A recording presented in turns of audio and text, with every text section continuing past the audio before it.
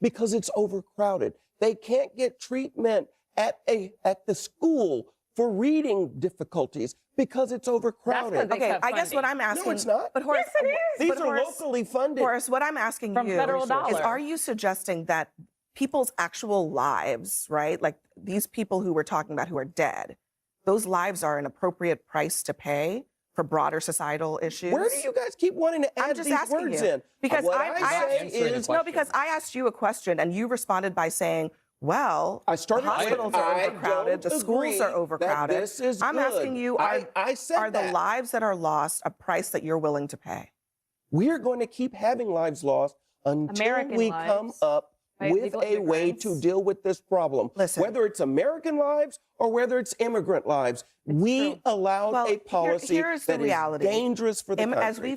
As we've said many times, because it's true, immigrants commit fewer crimes than native-born Americans. It should be They zero. are not more responsible for crime than your neighbor who is a native-born American. And so if you want to blame immigrants for crime, you got to actually prove it. And they've never, look, I've been sitting here waiting.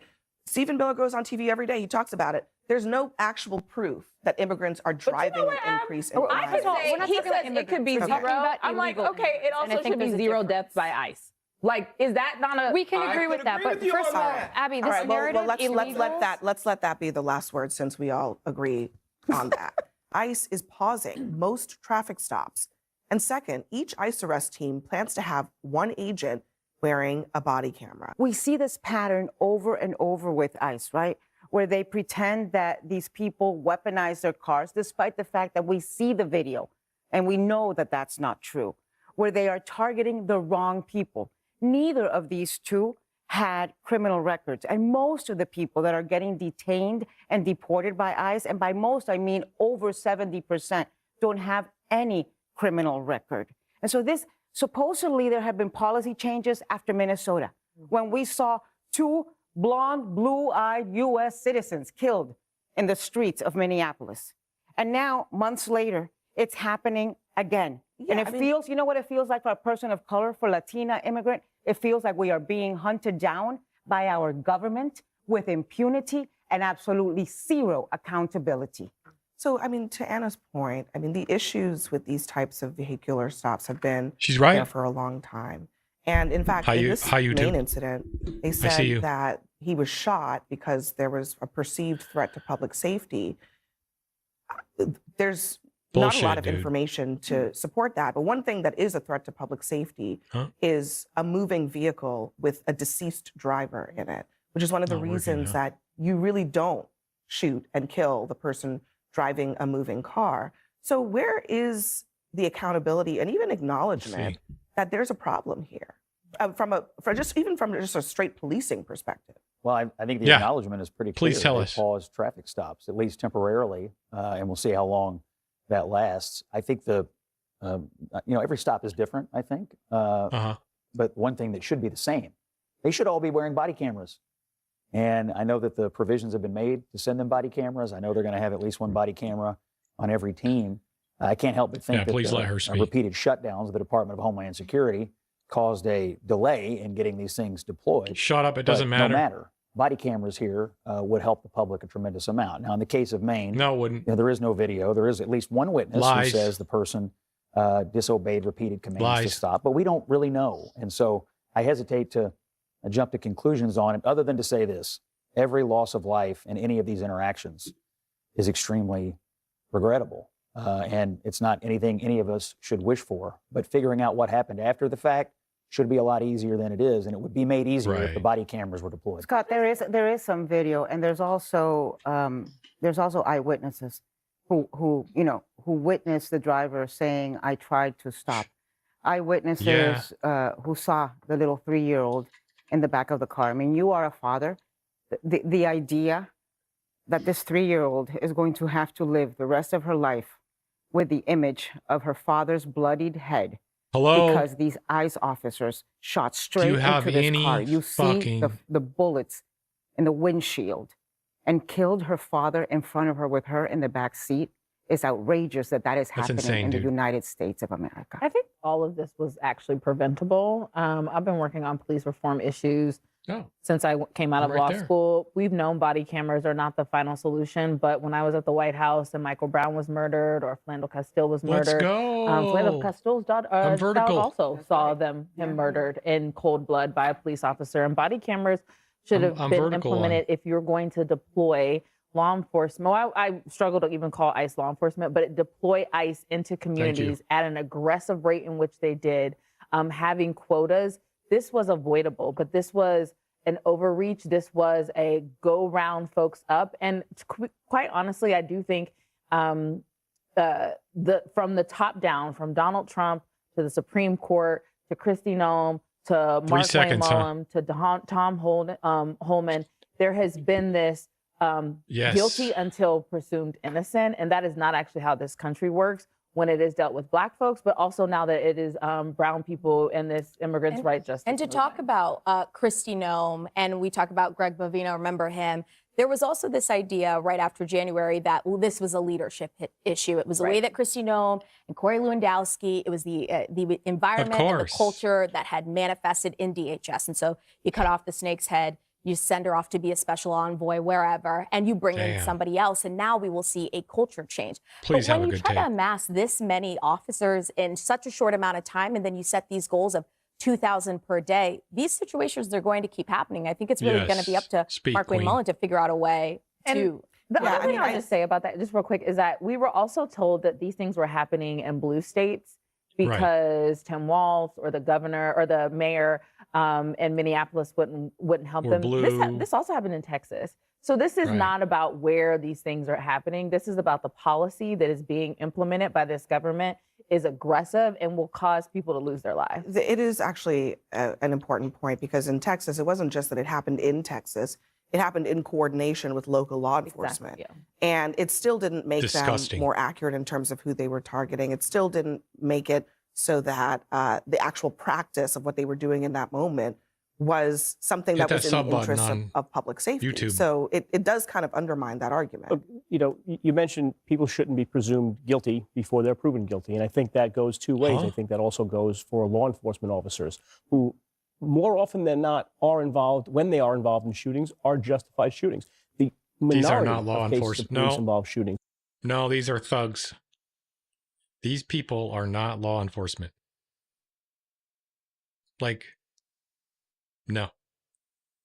Are criminal or done against policy. That said, when you have two incidents like this in a week, both related to a traffic stop, and the perception that there was some threat of physical violence from the car itself, certainly there needs to be some sort of policy change or an investigation. I think Holman's doing the right thing by pausing this in the interim. He already started it back up? Staff up on body cameras while they can review the changes, because that's the right thing to do. We also can't pretend like this is something that only existed in the Trump administration. There were police-involved shootings during the Biden administration. And I pulled one of the more controversial ones. It was in Provo, Utah in 2023. And I looked at what happened. It was the same policy being followed where the FBI took the lead on the investigation first and then allowed the local Utah Attorney General and other law enforcement agencies to follow suit. It's actually crazy. So what's happening right now is following the precedent of previous law enforcement police-involved shooting investigations, and we should let that play out. If the cops are guilty, I just want to be clear, if they're guilty of something wrong, I think they should be punished. Let me ask you a question. Do you think we ought to know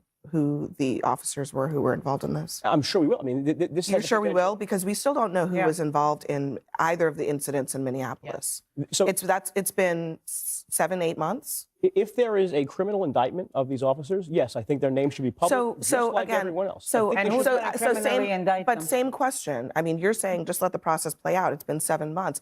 We don't know. We don't have a name. Just going back to Minneapolis, no name, no sense that there's been any report done about what happened here. No actual, nothing. You know, thorough investigation. There's been nothing. Inconsistencies in stories. I think the other, to your point, Joe, yes, let the investigation play out. But the distrust that is being built in this country right now because of the inconsistencies from the people that should be actually doing the investigation. No one gives us great 80% of us we haven't seen the eyewitness statements from the officers. We've had a statement from the DOJ. We had a statement from CBP and ICE. et cetera. We haven't actually, we've only heard the eyewitness statements, and I have no reason to doubt them. I'm not going to prejudge them. Maybe they're accurate. But we only have those statements from the witnesses who were in the car with the victims. Yeah, it's on the government to get us the eyewitness statements from their officers. It's not the government's role to meet the media's need. But, it's the government's role to meet the investigators' need, not to appease the people at the table.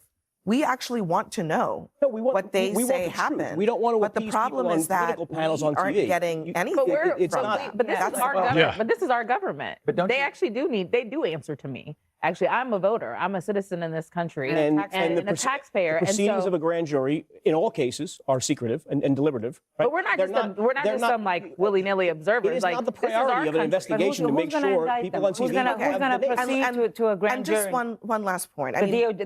Joe, you think Donald Trump's DOJ is going to do a grand jury investigation? They're following the same protocols that were in place during the Biden administration, they're not. during Trump one, during the Obama administration. So here's what's different about this. Shootings have not changed. Time and time again, we have seen incidents. I remember being on this panel with Scott, and I remember you having a very strong reaction to a case that happened where there was supposedly a Venezuelan immigrant that had pounded an immigration agent with a shovel. Mm-hmm. That's what immigration told us. That's what ICE told us. And months later, the truth came out and video came out, and that had not been that was not what happened. Actually, it wasn't months later; it was days later, and I think that particular incident, and I think we talked about it here, that was extraordinarily damaging because the statements of the officers in that case that came out right away were absolutely not true. Now, what also happened is the Department of Homeland Security and the White House immediately acknowledged it. They said it was a lie, and they said they were moving on disciplinary and I think other actions against the officers, which was also the right thing to do. But to Joe's point, just because this happened, and it is extremely regrettable when anyone dies, taking the side against the police officer in every single case is not right. They do have a right here. They have rights too.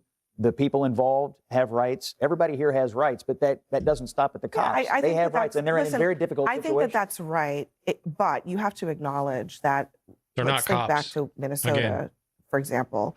The White House and the administration prejudged those cases. Yeah. They made it very clear they were not going to investigate, they call them domestic terrorists when they were perpetrators. So they prejudged those cases. And I think that's one of the reasons why there is so much of a push for more accountability, because they stay silent and then they denigrate the victims.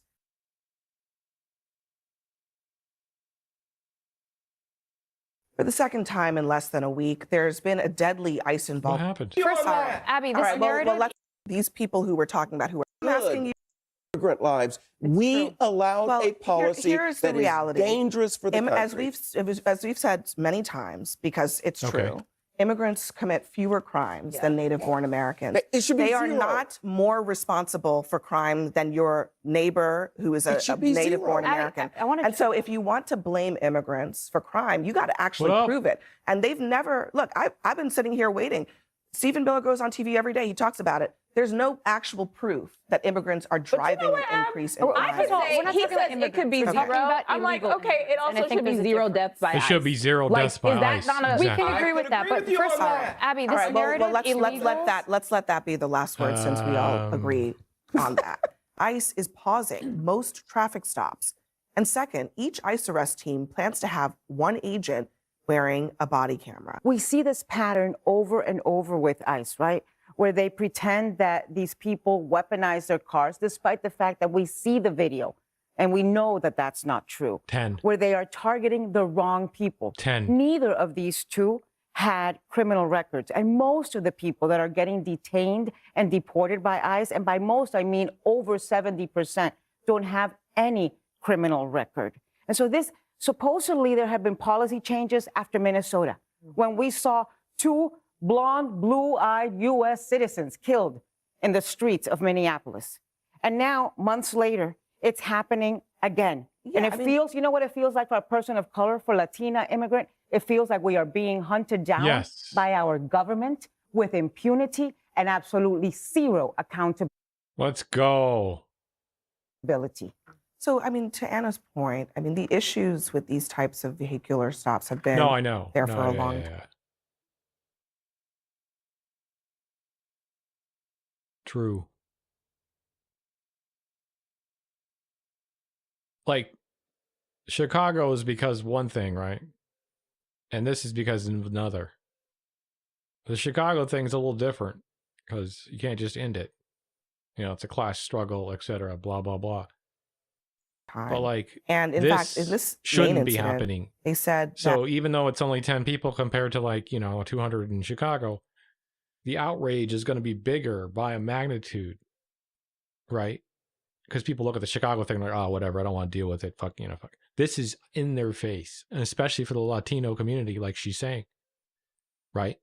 And in California, I mean, I'm constantly standing next to someone speaking Spanish, half speaking Spanish, speaking English to a Spanish person who also speaks Spanish. I mean, where I live in California, it's impossible. So I directly hear about it. I feel it too. He was shot because there was a perceived threat to public safety. Right. There's not a lot of information to support that. I guess the long of the short of it is there's a direct result, or there's a direct person to point at, right, with this. Whereas like Chicago's like, well, it's nebulous. It could be the fact that, black folk, they commit murders at a higher rate than like they're trying to argue here. Still. But one thing that is a threat to public safety is... It's like, I'm a numbers guy and I know stats. Yeah, stats. It's like, fuck you, you dumb fuck. A moving vehicle with a deceased driver in it, which is one of the reasons that you really don't shoot and kill the person driving a moving car.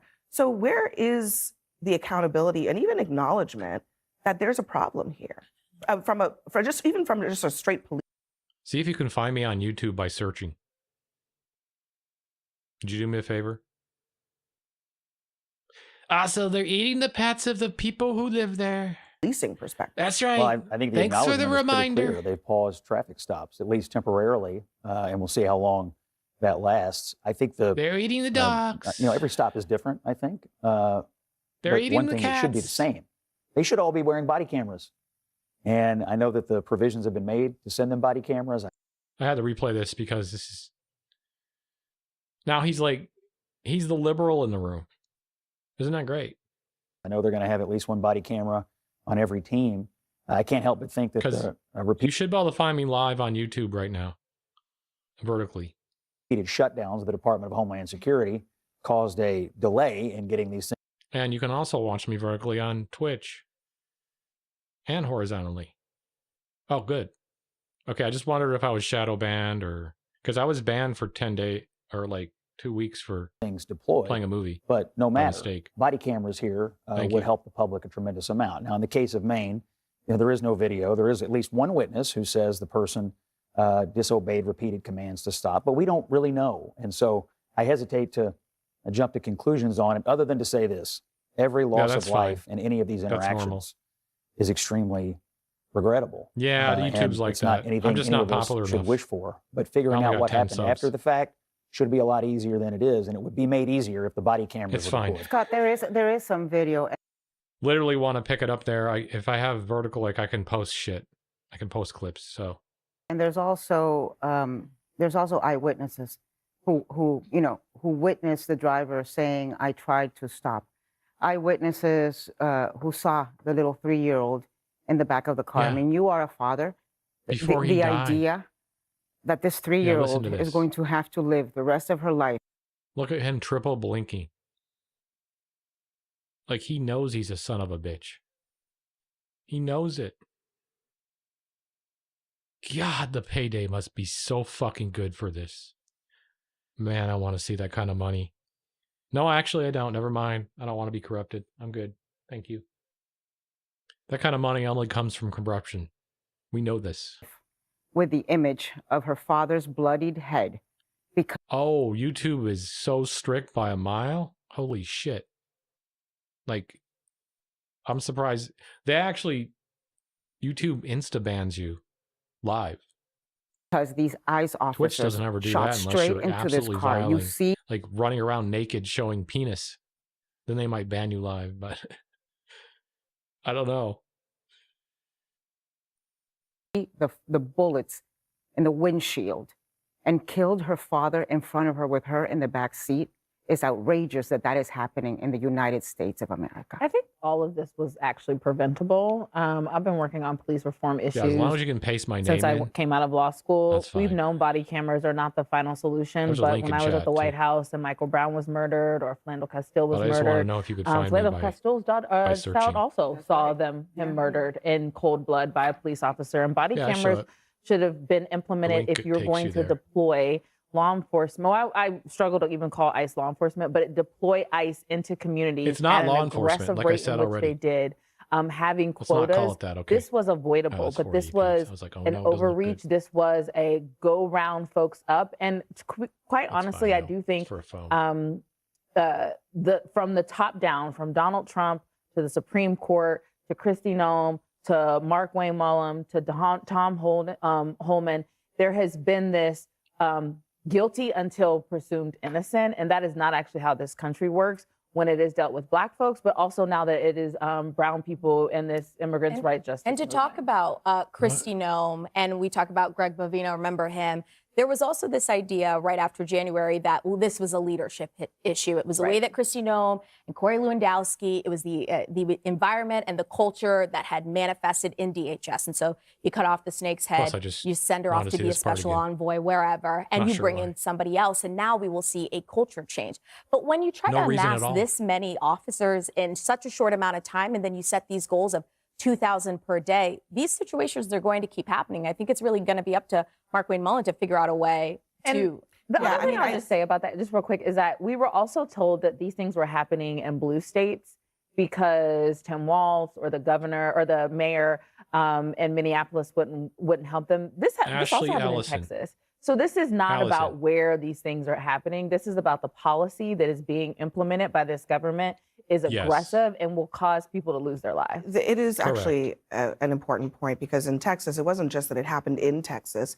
It happened in coordination with local law enforcement. Exactly, And it still didn't make them more accurate in terms of who they were targeting. It still didn't make it so that the actual practice of what they were doing in that moment was... Look, we know ICE is full of ex-cops too. And there's a reason they're ex-cops. Don't forget. Like, if they're an ex-cop because they did something wrong and they sign up for fucking ICE, I'm sure ICE is like, yeah, we'll take you. Something that was in the interest of public safety. So it does kind of undermine that argument. Because we're a numbers guy. You mentioned people shouldn't be presumed guilty. We're numbers guys. We got to have 2,000. And I don't even want to joke about it. It's pathetic. I used to sit here on my channel a year ago and tell people like, yeah, they're going to really round people up. And I'm like sitting here going, there's no way. But I'm like, I have to say this. Right? You know, trusting what Trump was saying about that. Everyone's like, nah. People around me, like I said, that speak Spanish would say, nah, I don't believe you. We're ready for a change. That's what I heard. Before they're proven guilty. And I think that goes two ways. I think that also goes for law enforcement officers who more often than not are involved when they are involved. I mean, that was actual sentiment before the president was president. Not believing what he was saying. Involved in shootings are justified shootings. The minority of cases of police-involved shootings are criminal or done against policy. That said, when you have two incidents like this in a week, both related to a traffic stop and the perception that there was some threat of physical violence from the car itself, certainly there needs to be some sort of policy change or an investigation. I think Holman's doing the right thing by pausing this in the interim while they can staff up on body cameras, while they can review the changes, because that's the right thing to do. We also can't pretend like this is something that only existed in the Trump administration. There were police-involved shootings during the Biden administration, and I pulled one of the more controversial ones. It was in Provo, Utah in 2023. Police-involved and I looked shootings? at what happened. It was the same policy being followed where the FBI took the lead on the investigation first and then allowed the local Utah Attorney General and other law enforcement agencies to follow suit. So what's happening right now is following the precedent of previous law enforcement police-involved shooting investigations, and we should let that play out. If the cops are guilty, I just want to be clear. If they're guilty of something wrong, I think they should be punished. Let me ask you a question. Do you think we ought to know who the officers were who were involved in this? I'm sure we will. I mean, You're sure we will? Because we still don't know who was involved in either of the incidents in Minneapolis. So it's been 7-8 months. If there is a criminal indictment of these officers, yes, I think their names should be public, just like again, everyone else. Same question. I mean, you're saying just let the process play out. It's been 7 months. We don't know. We don't have a name. Just going back to Minneapolis, no name. No good question. Sense that there's been any report done about what happened here. No actual, thorough investigation. There's been nothing. Inconsistency in stories. I think the other, to your point, Joe. Yeah. Yes, let the investigation play out. But the distrust that is being built in this country right now because of the inconsistencies from the people that should be actually doing the investigation gives us great alarm. We haven't seen the eyewitness statements from the officers. We've had a statement from the DOJ. We have a statement from CBP, ICE, et cetera. We haven't actually. We've only heard the eyewitness statements, and I have no reason to doubt them. I'm not going to prejudge them. Maybe they're accurate. But we only have those statements from the witnesses who were in the car with the victim. Yeah, it's on the government to get us the eyewitness statements from there's fucking video, officers. Bitch. It's not the government's role to meet the media's need. It's the government's role to meet the investigators' need, not to appease the people at this table. We actually want to know what they say happened. We don't want to appease people on political panels on TV. Aren't getting anything. But this is our government. But this is our government. They actually do answer to me. Actually, I'm a voter. I'm a citizen in this country and a taxpayer. The proceedings of a grand jury, in all cases, are secretive and deliberative. Right? But we're not just some like willy-nilly observers. It is not the priority of an investigation to make sure people on TV who's going to proceed to a grand jury? And just one last point. Joe, you think Donald Trump's DOJ is going to do a grand jury investigation? They're following the same protocols that were in place during the Biden administration, during Trump one, during the Obama administration. So here's what's different about this. Time again, shootings have not changed. Time and time again, we have seen incidents. I remember being on this panel with Scott, and I remember you having a very strong reaction to a case that happened where there was supposedly a Venezuelan immigrant that had pounded an immigration agent with a shovel. That's what. Yeah, we saw this. Fuck that. Wow.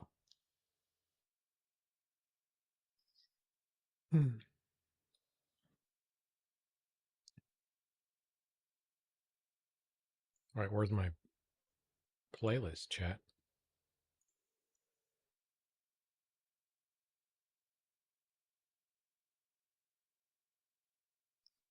Oh, shit. All right, welcome to the show, everybody.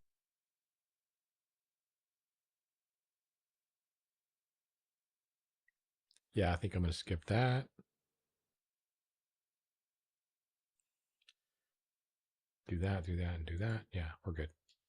All right, welcome to the show, everybody. Hope everybody out there is having an awesome day. And I can't keep up, bro. I cannot keep up. It is madness. It is chaos. It is bedlam. It is mayhem. It is whatever other word you want to use to describe this chaotic hellscape that we're living in. But Iran war's in just a second, period. All hell has broken loose yet again in the Middle East. Until we pull the carriers ballistic missiles. Until we pull carriers out, literally, I'm not going to say the war's over. Are now raining on U.S. bases, and Iran has ended all talks because of Donald Trump's inability to stay true to an agreement along with Benjamin Netanyahu. We also have Trump in a total frenzy announcing war crimes on live TV. That's crazy, chat. As if he's like ordering a sandwich.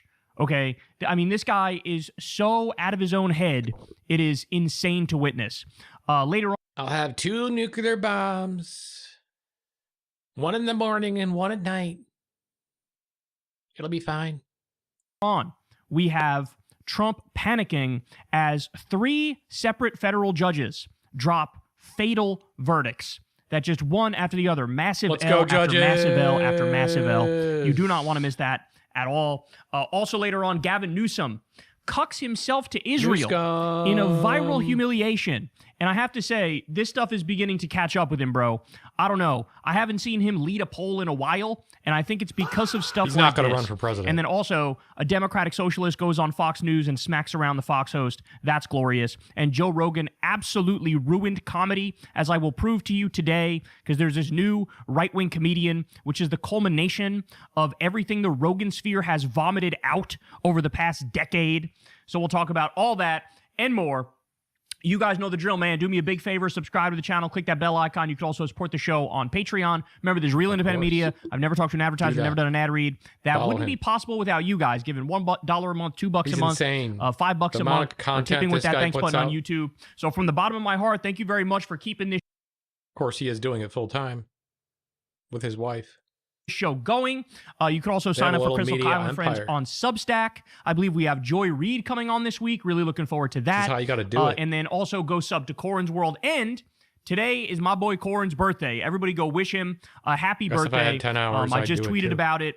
And by the way, the best birthday present you can give Corin is to go subscribe to Corin's World. That is the best birthday present. I mean, if we could gain him like 4,000 subs today, oh my God, that would like make his day. So go hook a brother up with a sub. And without any further ado, y'all, let's go ahead and jump right in. So, like I said, I'm running out of ways to describe to you just how screwed not only we are, but the entire global economy is, given the current state of affairs in the Middle East. People really don't get it. They really haven't wrapped their mind around it yet, okay? So now we have the U.S. and Iran just in an all-out fucking free-for-all, bombing everything in sight. Now, obviously, civilian infrastructure is on the table. This thing has escalated out of control. We are literally a pube hair's length away from basically ruining all of the oil and gas infrastructure in the Middle East. What, Kyle? You can't say the C word? Oh, no. It's YouTube. Which would mean it would be at least a decade to get those things back online. So I'm not kidding when I say we are very close to just like casually ending modern civilization in the sense that oil and gas is the lifeblood that keeps modern civilization going. And because of Trump's idiotic decisions, we may have like a permanent reduction in the availability of fuel, which will spike not only gas prices, but also grocery prices and basically grind the economy to a halt, okay? So, first, let me show you this. Let's start here. The joy of Bahrainis as Iranian drone strikes U.S. position on their land. So, this is what's been happening. U.S. bases have been getting barbecued for days straight now. Look at this video. Here we go. Post effects. Holy shit. Oh shit. Oh shit. Can hear it coming too. That is scary as fuck. Shots like that have been hitting U.S. bases time after time for days now. Okay? Bro, take a look at this one. New footage shows 5 direct ballistic missile hits on the U.S. Muwafaq Salti Air Base in Jordan last night. So here's a No, I know. That's the thing. It hasn't been going up and down that much. U.S. Air Base in Jordan also getting lit up. And what you're also going to see here is an attempt to intercept the ballistic missiles. And I believe some of them work, but some of them fail. And the ballistic missiles get through and they light the base up. Watch this. Chat. The reserves. Look at the reserves. Also, look at the live boat traffic. What is it? I posted it on my channel last week. It's like, holy shit.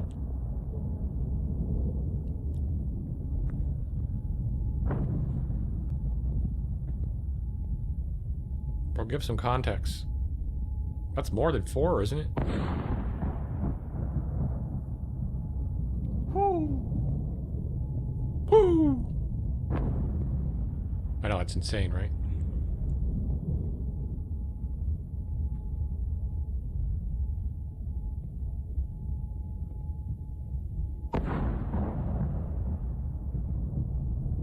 .5 milliseconds.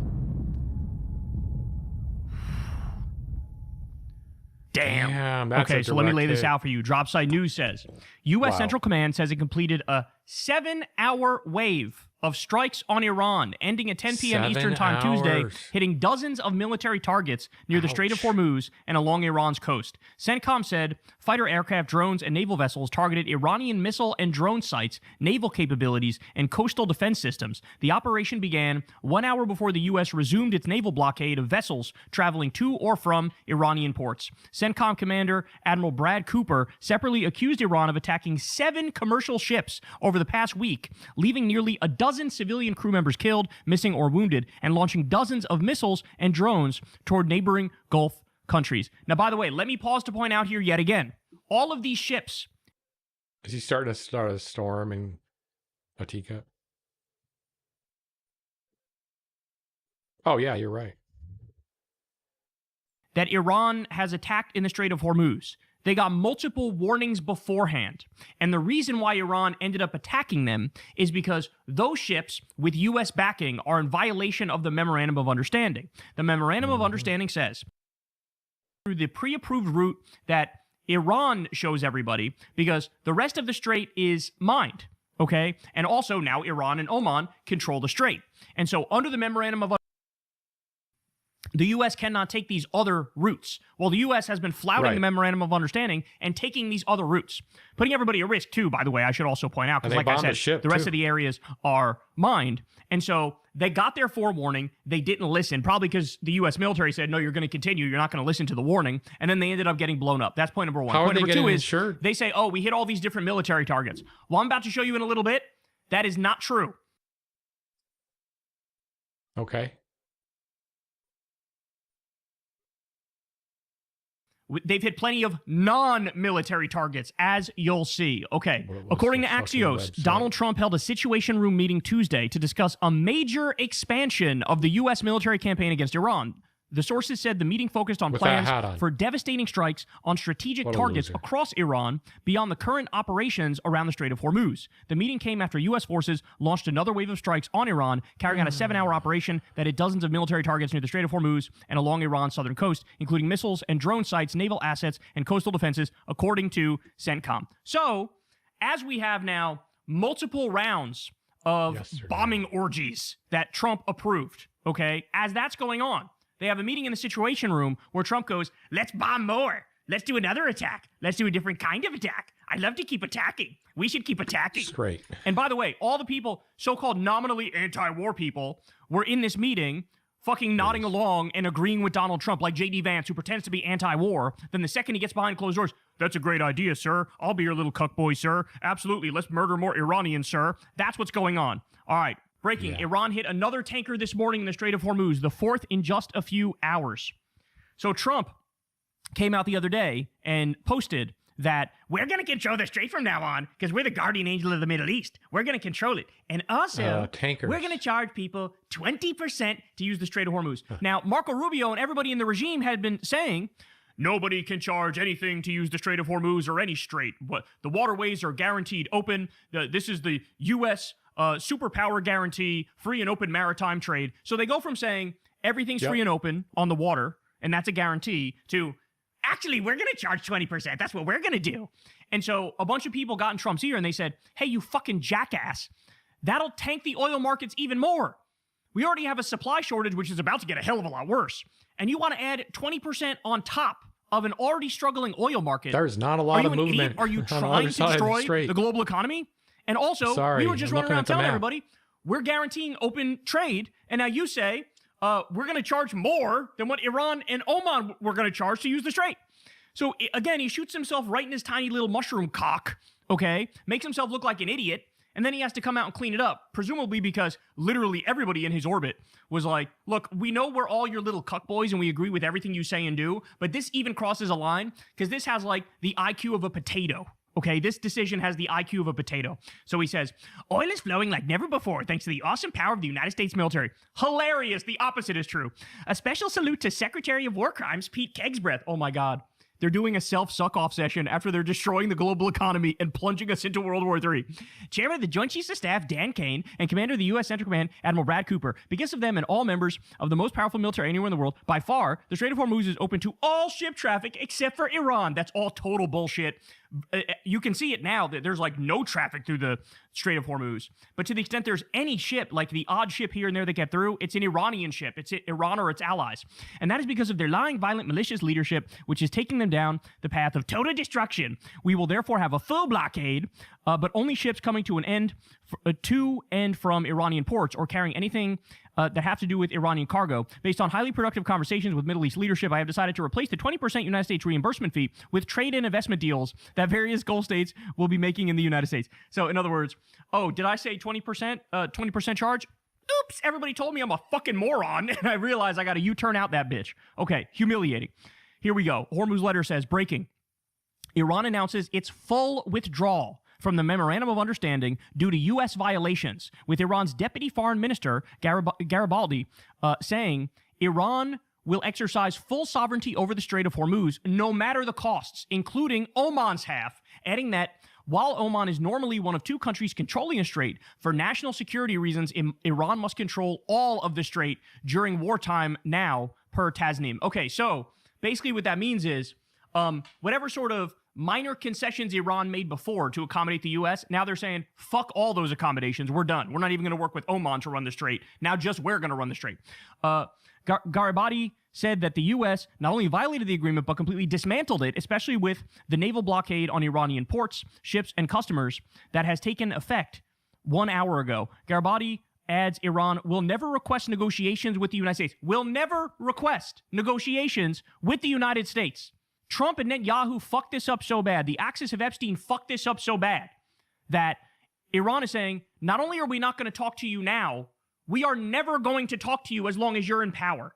Why is that? We simply can't trust you. You've lied to us about absolutely everything. Keep that in mind for the next segment that we do, where Trump accuses Iran of lying about everything. That's fucking rich. Oh, is that rich? So this is what happens, guys. Now our word means nothing on the global stage. Our word means absolutely, positively nothing. And that's disastrous. You know, we pulled out of the Paris Climate Agreement. We pulled out of the JCPOA, the Iran Nuclear Agreement. We pulled out of agreements that Trump himself negotiated, economic agreements like with Canada, for example. Trump a number of times said, let's have negotiations, let's have peace talks, then invite somebody and murders them when they show up. Yeah, of course, the world eventually is going to catch on to this and be like, how about you go fuck yourself? Look at this. Iran appears to be trying to shut down a lifeline of the global oil market. This is super important, guys. Pay attention here. The shuttle tankers that are running from Persian Gulf terminals, mostly UAE ports, to the Gulf of Oman, where they rendezvous with other tankers in ship-to-ship operations. So there are some interesting tricks that are being used to try to go around the Strait of Hormuz being shut. Okay, this is one of those tricks. And Iran is now going, okay, you want to play hardball, you fucking asshole? We can play hardball too. And so now they're trying to shut down that lifeline of the global oil market. Hormuz report says, breaking, Iran threatens to target the UAE's Fujairah pipeline and Saudi Arabia's East-West pipeline if the U.S. blockade continues, warning that not a single drop of oil or gas will be exported from the region and declaring either everyone exports or no one does. According to Tasnim, Tehran said exports would be met on alternative regional export routes, specifically naming the UAE's Fujairah pipeline and Saudi Arabia's East-West pipeline. So in other words, every single little trick that was used to go around the Strait of Hormuz being closed. Like, you can't really make up for the strait being closed because we don't have the ability to export the same amount of oil through these alternate ways, right? But they were able to lessen the impact of the strait being closed by getting some oil out. Now Iran is saying, what if we actually make it so not a single drop of oil gets out? How about that? How you like them apples? All right, look at this. Remarkable story here in the Financial Times. Iran seems to have used a well-known vulnerability in cell networks to track U.S. military forces during the war. This is like on day one of the war when they immediately blew up our gigantic satellite in the Middle East. Shit. And, you know, the Secretary of War Crimes and Trump were sitting around with their thumbs up their asses, and they were like, oops. How the fuck did that happen? How'd they know that? Nobody thought they would have closed the Strait of Hormuz. Like, this reminds me of that. So you have this Massive, well-known vulnerability. Nice. You do nothing to fix it, and then they've been exploiting it this entire time. Great. Correct. Awesome. Good stuff. You guys are really fucking brilliant. How about this? Roughly 66% of Iran's parliament issued a joint statement expressing desire for end of any agreements with the U.S. Jesus Christ, 66% saying, under no circumstances should we work with the United States. Majority of lawmakers urge government to pursue revenge for the late Ayatollah Ali Khamenei. So, again, what happens when we go full neocon warmonger asshole is that you now embolden the hardliners on the other side, where they don't want peace. They want to fucking get revenge. They don't trust you. They'll never trust you. And so it's the classic, like, war begets more war, violence begets more violence, and Trump is acting like a fucking jackass. He feels like, the more I bomb them, the more they're going to get to the table. I'm going to make them get to the table. No, you idiot. The opposite is going to happen. Yeah, right? Exactly. The more you bomb them, the more they realize their leverage with the Strait of Hormuz is the most important thing. Oh, my days. Breaking U.S. Bro, he wouldn't even get that many people in a rally. That's more people than have ever come to his rally the whole time. Hold to that as hard as they possibly can. What a fucking idiot. Oh, my days. Breaking. U.S. deploys 20-plus Navy warships and hundreds of military aircraft across the Middle East as it resumes the blockade of Iranian ports. Listen to this. Mohammed bin Salman called Trump on Friday and asked for support in the war against the Houthis per Axios. Saudi Arabia has officially joined the side of Israel and the U.S. in the regional war and directly attacked the airport in Sana'a. Now, this has massive consequences. This has massive consequences because basically the Houthis in Yemen can now block other routes to get oil out of there, and that's exactly what they're going to do. And now you open a new front in the war, and now that front is just as reliant on U.S. weapons and money as Israel is. And so, it's like an endless fucking money pit, which is why they're asking for $350 billion to pay for the war, and why they want a $1.5 trillion Pentagon budget overall. Is because this, yet again, we're in another forever war. That's what this is. It's another forever war. And I don't think we have the ability to actually win this shit. I don't think we have that ability. All right. Iran is currently launching a massive missile strike on Bahrain, with the U.S. Fifth Fleet being a key target. Here's a clip of that.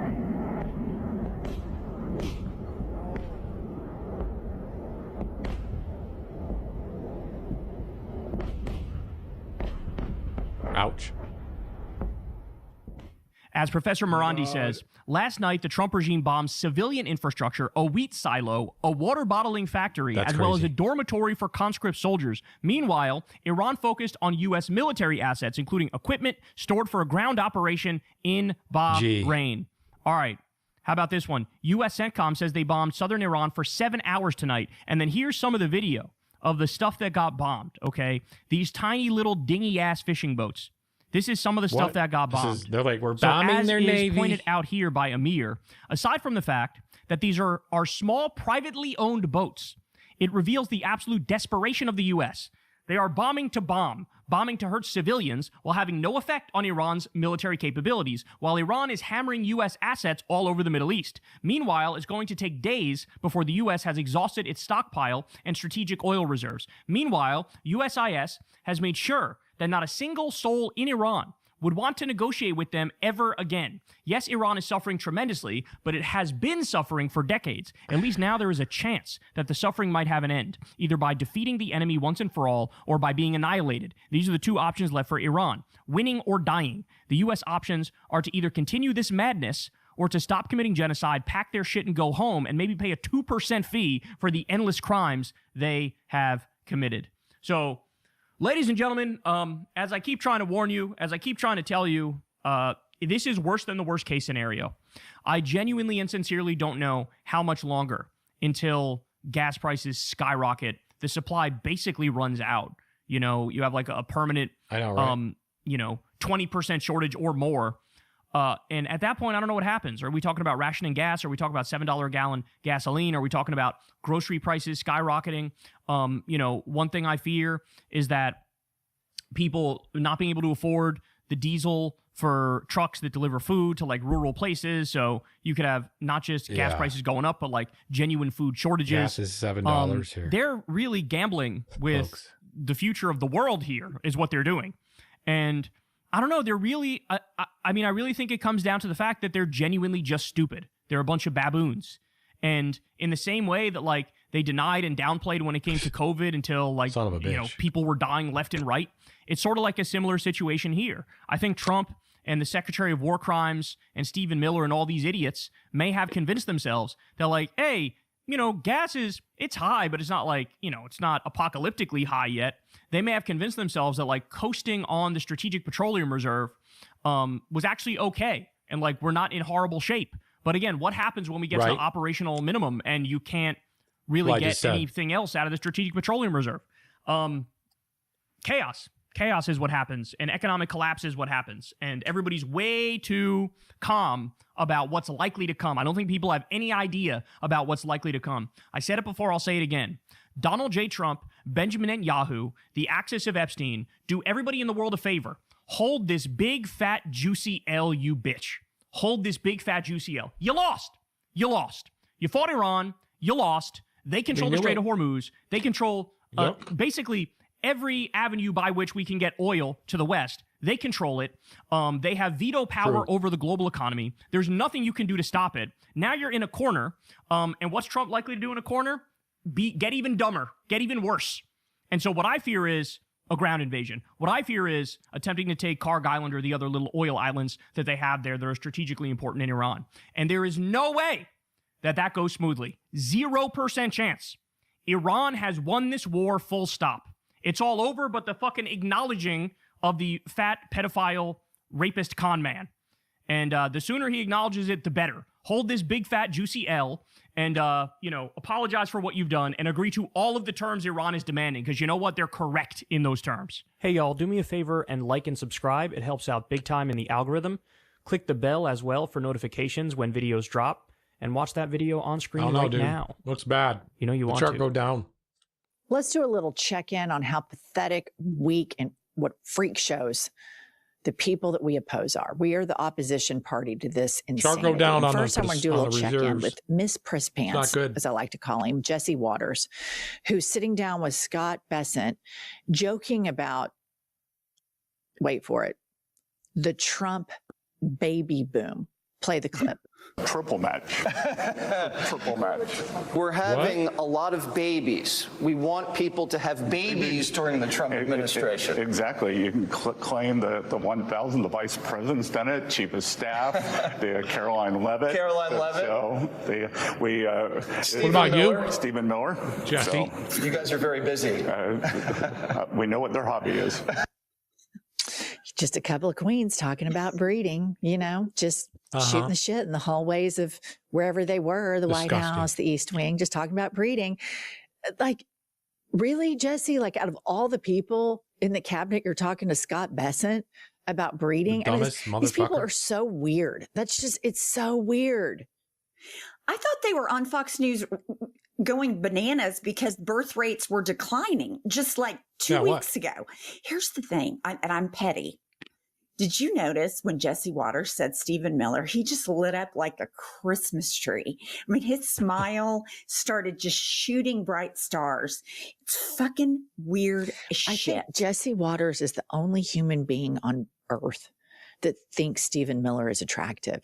I do. I think he's the only one. I know, right? I mean, it's obvious. It's obvious as shit that Katie Miller's miserable. I mean, you don't have to go on and on and on and post about how great your life is if it's really great. So that's always a red flag for me. Okay, moving along. Laura Ingraham is really confused, and she goes on air Laura. And humiliates herself. No, Laura, don't do it again. And she's confused by a new report about the quality of life in red states. Play the clip. Friends, this CNBC report just comes out. They listed the 10 worst states to live in for 2026. All the states on this list, okay, Trump won. Every state except Georgia in 2020. Holy shit. And the list included 4 of the top 10 states for business. How does that make any sense? Who's going to tell her? I mean, who's going to tell her? The reason, Laura, that all of these red states suck is because they're governed by MAGA super majorities. I come from one. You, the unmarried single mother, your lifestyle wouldn't be received that well in a lot of these states. So No. you like to get on They don't like camera you, New Yorker. and talk about women and women staying at home and traditional family values, and you don't live it. It's all bullshit. It's all gaslighting, propaganda, bullshit. You don't get it. Let me tell you what women in Oklahoma are getting right now. They're getting to go to the doctor and get an ultrasound and find out that their fetus has massive, massive problems. And in a normal, civilized society that values healthcare and values privacy and values freedom of bodily autonomy, the doctor could say, we're going to have to do an emergency D&C. This pregnancy is not viable. It could injure you. This baby's not going to live. This fetus is not going to live. Instead, the doctor has to say, I'm so sorry, there's nothing I can do for you. And then secretly kind of suggest that they need to go out of state. And so these are very serious things that are happening. And if you live in one of these states, or if you live in the United States of America right now and you're not happy with the way things are run, it's the Republicans' fault. All of those top 10 states, Republican supermajorities, those top 10, which are actually bottom states.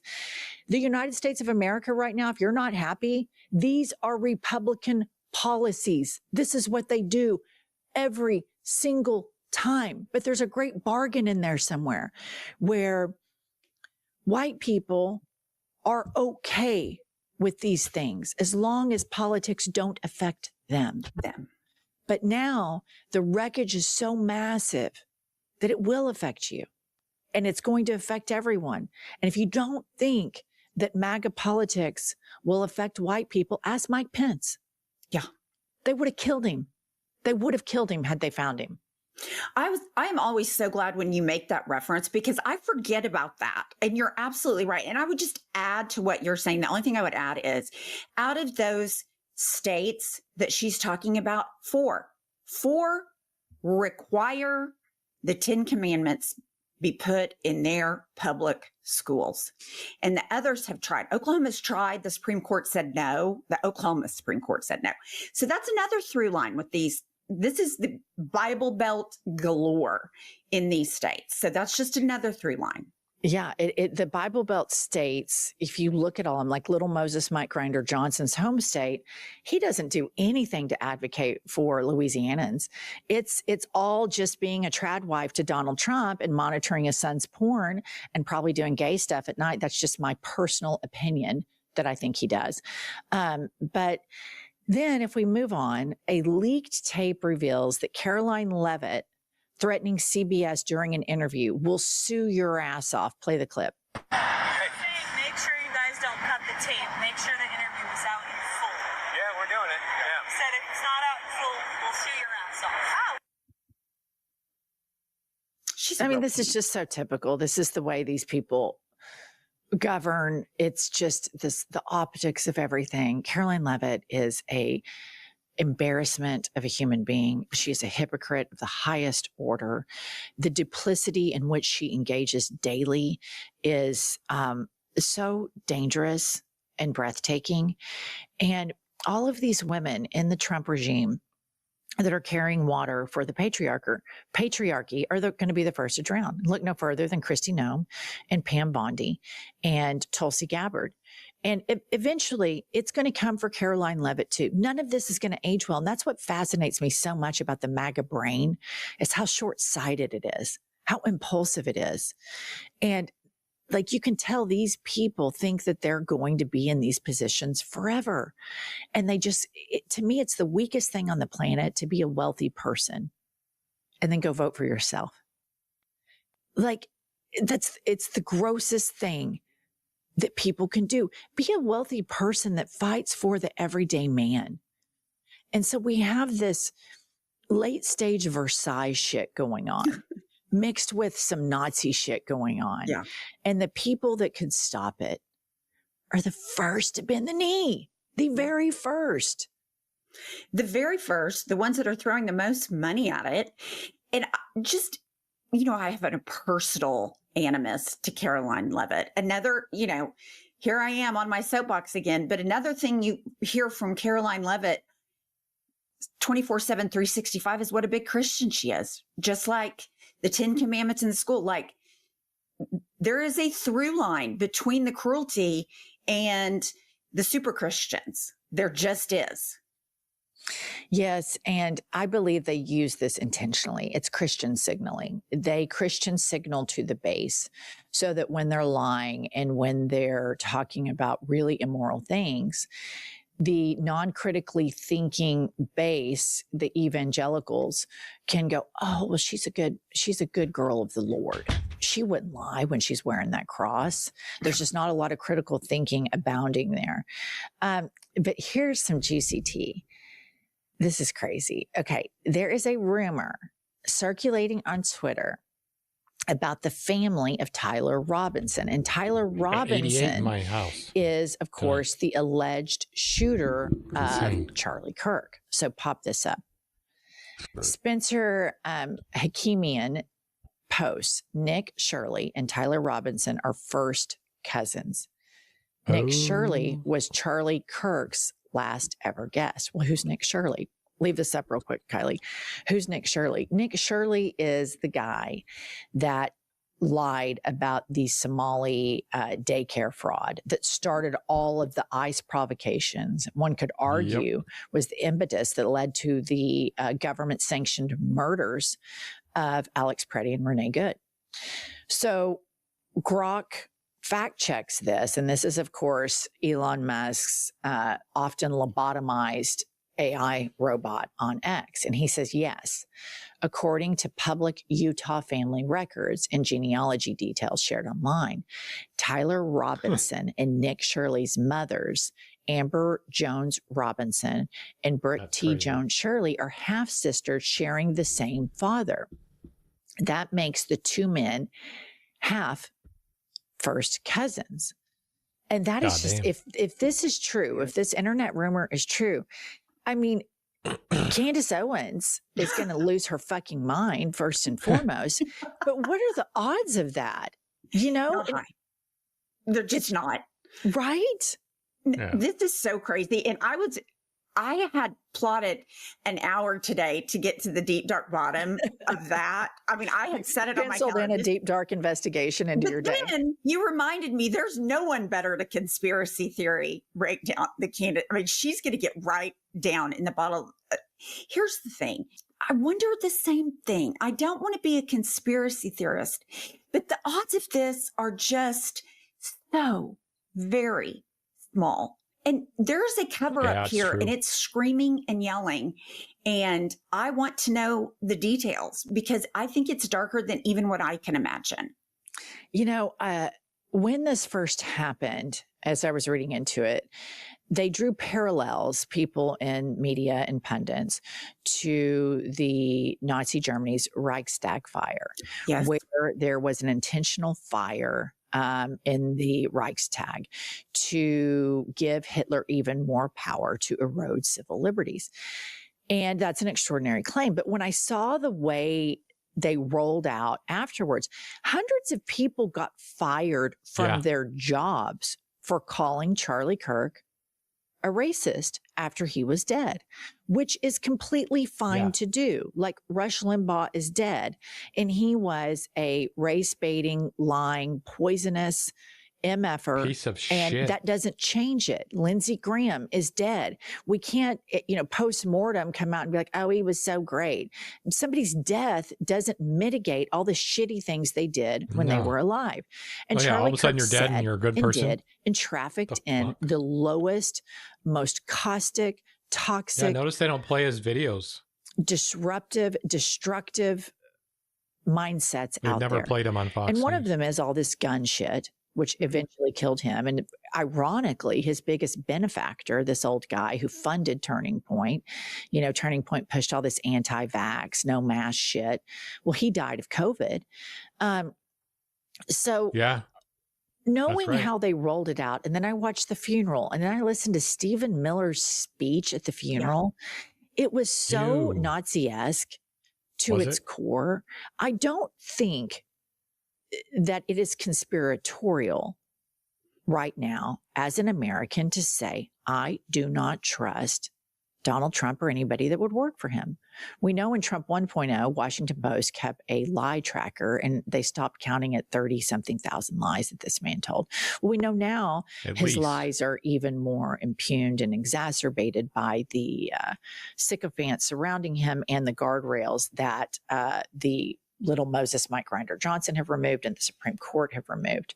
And he has chosen specifically and on purpose, by design, people that will morally bend for him. So I don't think it's unreasonable for any of us to think we don't believe anything coming out of Kash Patel's FBI. We don't believe anything coming out of Donald Trump's mouth. We don't believe any of this shit.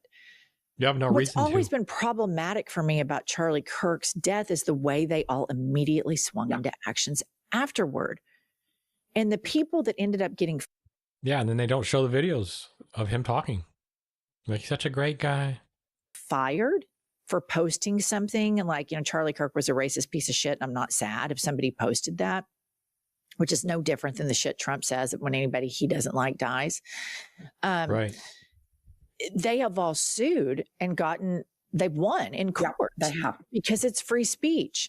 And so I just think this is fascinating. I want to watch all of this unravel in right-wing media. Something that I used to absolutely hate, now I absolutely love. I used to hate wearing bras. Okay, you ready to get a mad chat? Youth movements. So you're like an internship with... Ready to get mad chat? Our youth movements. So you're like an internship with the Army? It's about 2 months, and they show you everything about the Army. Israel is a great place. It's a nice place. You should come and visit. I love Israel, and I feel safe here. All that misconceptions are not true. Like, there's not people with knives every day, and there's not, people exploding. Palestinians? Yeah. No, but pretty much the life here is really good. For people living here, it's just normal to see people in the Army walking around with guns, and you feel completely safe and protected. I feel like we know who the threat is, and it's not coming from anyone random, as opposed to in the rest of the world that it could be anyone. Here we know who our enemy is, and we know that they are out to get us. Who is the enemy? Who's the enemy? That's a very good question. I don't think it's specifically any nation. I think it's the people that are so interested in being politically correct that they won't actually go after the people that are trying to cover things up. I think that the Islam is it's a very bad disease, not just for Israel, for all around the world. We can see it. They think they all have to be Islam. If you're not Islam, they will kill you. A lot of Americans don't really understand what Israel's like. We hear a lot of things in the news. A lot of people are sympathizing with the Palestinian plight. Can you talk about what it's like to kind of live in this situation? First of all, it's very hard. I'm in an organization. It's called Lahava. It's against the Jews shouldn't marry Arabs. Did you say the organization did what again? The organization is, the thing of it is that Jews shouldn't marry Arabs. Shouldn't marry Arabs. Yeah. Why do you feel strongly about that? Because Jews is a special nation that God gave it to the Jews, and we don't want Jews to get mixed up together with a different nation. I think Israelis have to take over, and they have to kick them away. It will be much better not to kill them, just to go back to Arab countries. You can't deal with these people. There's no need to try. There's no need to talk to them. What we can do is when they do enough harm, we retaliate. That's war, and that's the situation that any Jew who lives in Israel has to deal with. יש לך משהו להגיד, אומרת גם ככה ערבים, מקסימום. אוקיי, בסדר בעברית? פשוט מאוד, צריך להיכנס לשטחים, וכל מחבל שעושה פיגוע צריך להרוג אותו, צריך להרוג את המחבלים, ואז הם יפחדו ולא יעשו לנו בעיות, והכל יהיה בסדר. הם יהיו בכפרים שלהם, אנחנו נחיה פה, לא צריך להיות ביחד, והכל בסדר. A lib. I think also that every Arab that doing a terrorism attack, we have to kill him, and not because he's an Arab, because he's a terrorist. I think you should also kick out the family, because it all begins with chinuch. I would say education. Whatever they teach the kids does. You know, it's families. I'm seeing You mean that you're we need to... איך אומרים לאיש בערבית? כן, כן, תגידי לי איזה מילה הזאת. נו, תגידי לי מילים, אני לא... אני לא יודעת לתרגם. I don't know how to translate really well. I think we should give them a country. If you're doing any problem, you just go in there to give them a country, and then it's going to be a war between countries, you know? If they're going to throw rockets, we're going to throw one big one and done.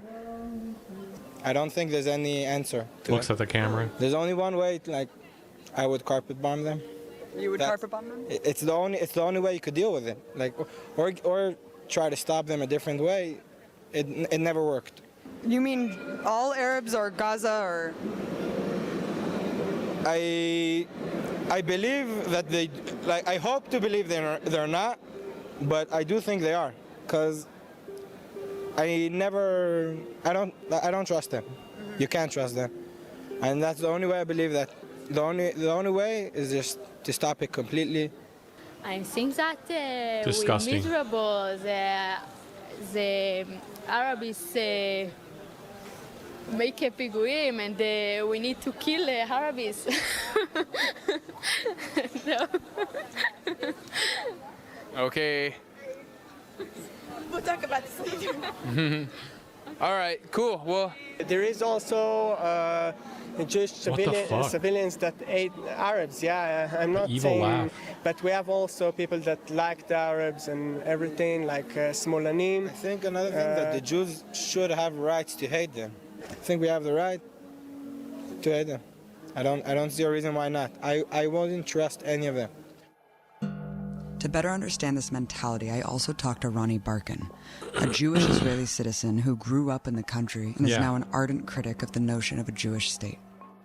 Like anyone growing up in Israel, I went through the whole indoctrination mechanism. And we are being trained to be soldiers from kindergarten, literally from kindergarten. The moment I realized I managed to sort of overcome that indoctrination, then everything became very clear, because the situation is crystal clear. One of the main successes of Israeli propaganda is to convince the world that the situation is complicated. But it's far from being complicated. It's probably the least complicated conflict in the world today. And it's all about basically those who have the power, those who oppress and subjugate and tread over the indigenous people of the land who have been oppressed and subjugated and expelled from their land. And this is what it's about. The situation here is not very different other than the way it is perceived in the world and among Israeli society themselves. They like to perceive themselves as being something else, as being, liberal and progressive and all of that. And I also thought of myself as such until I realized that actually, this is not the case. The case is very clear, and I'm not on the right side of history. And that's when, the moment I managed to overcome this type of brainwashing, then the rest was very easy.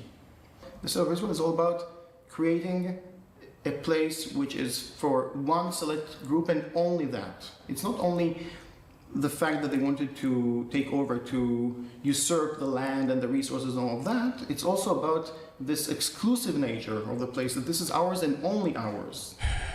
And even any Palestinian being born in Israel, even if they're Israeli citizens, is already regarded as some sort of a threat to the state. The need to segregate, the need to separate and not to interact with Palestinians is part of Israeli identity. So we have to understand that Israeli identity depends on denying Palestinian identity and denying either the existence of Palestinians altogether or at the very least denying their identity, their culture, and so on. That's crazy. And also, after that's why the you can't have a one state. That's why you can't have a were expelled from their homes and became refugees. The very next thing that happened was that there was a concerted effort of mass looting of books and other cultural artifacts from Palestinian homes, which was led by the National Library in Israel. So it's for a reason that when we say existence is resistance, Right. For Palestinians, this is true. Just by very existing on their land, this is an act of resistance in itself. Even that's why they remove them. When they actually claim their rights, claim their identity, do cultural work, or like produce Palestinian culture, that is an act of war. After learning a lot in Jewish history and Israel history, I've like seen that people make a big deal about a lot of different areas. But if you look back, like, correct me if I'm wrong, if you look back at the history, the areas, these places are like really rightfully ours. Like, if it was any other country that would have conquered these places or taken over these places, nobody would make a big deal. It's just because it's Israel and there's anti-Semitism and everything. They kicked us about 2,000 years ago, and we came back. We have Jerusalem. We built every stone here. Every stone, 3,000 years ago. Over here, this all is 3,000 years ago. This is the city of David. 2,500 years ago.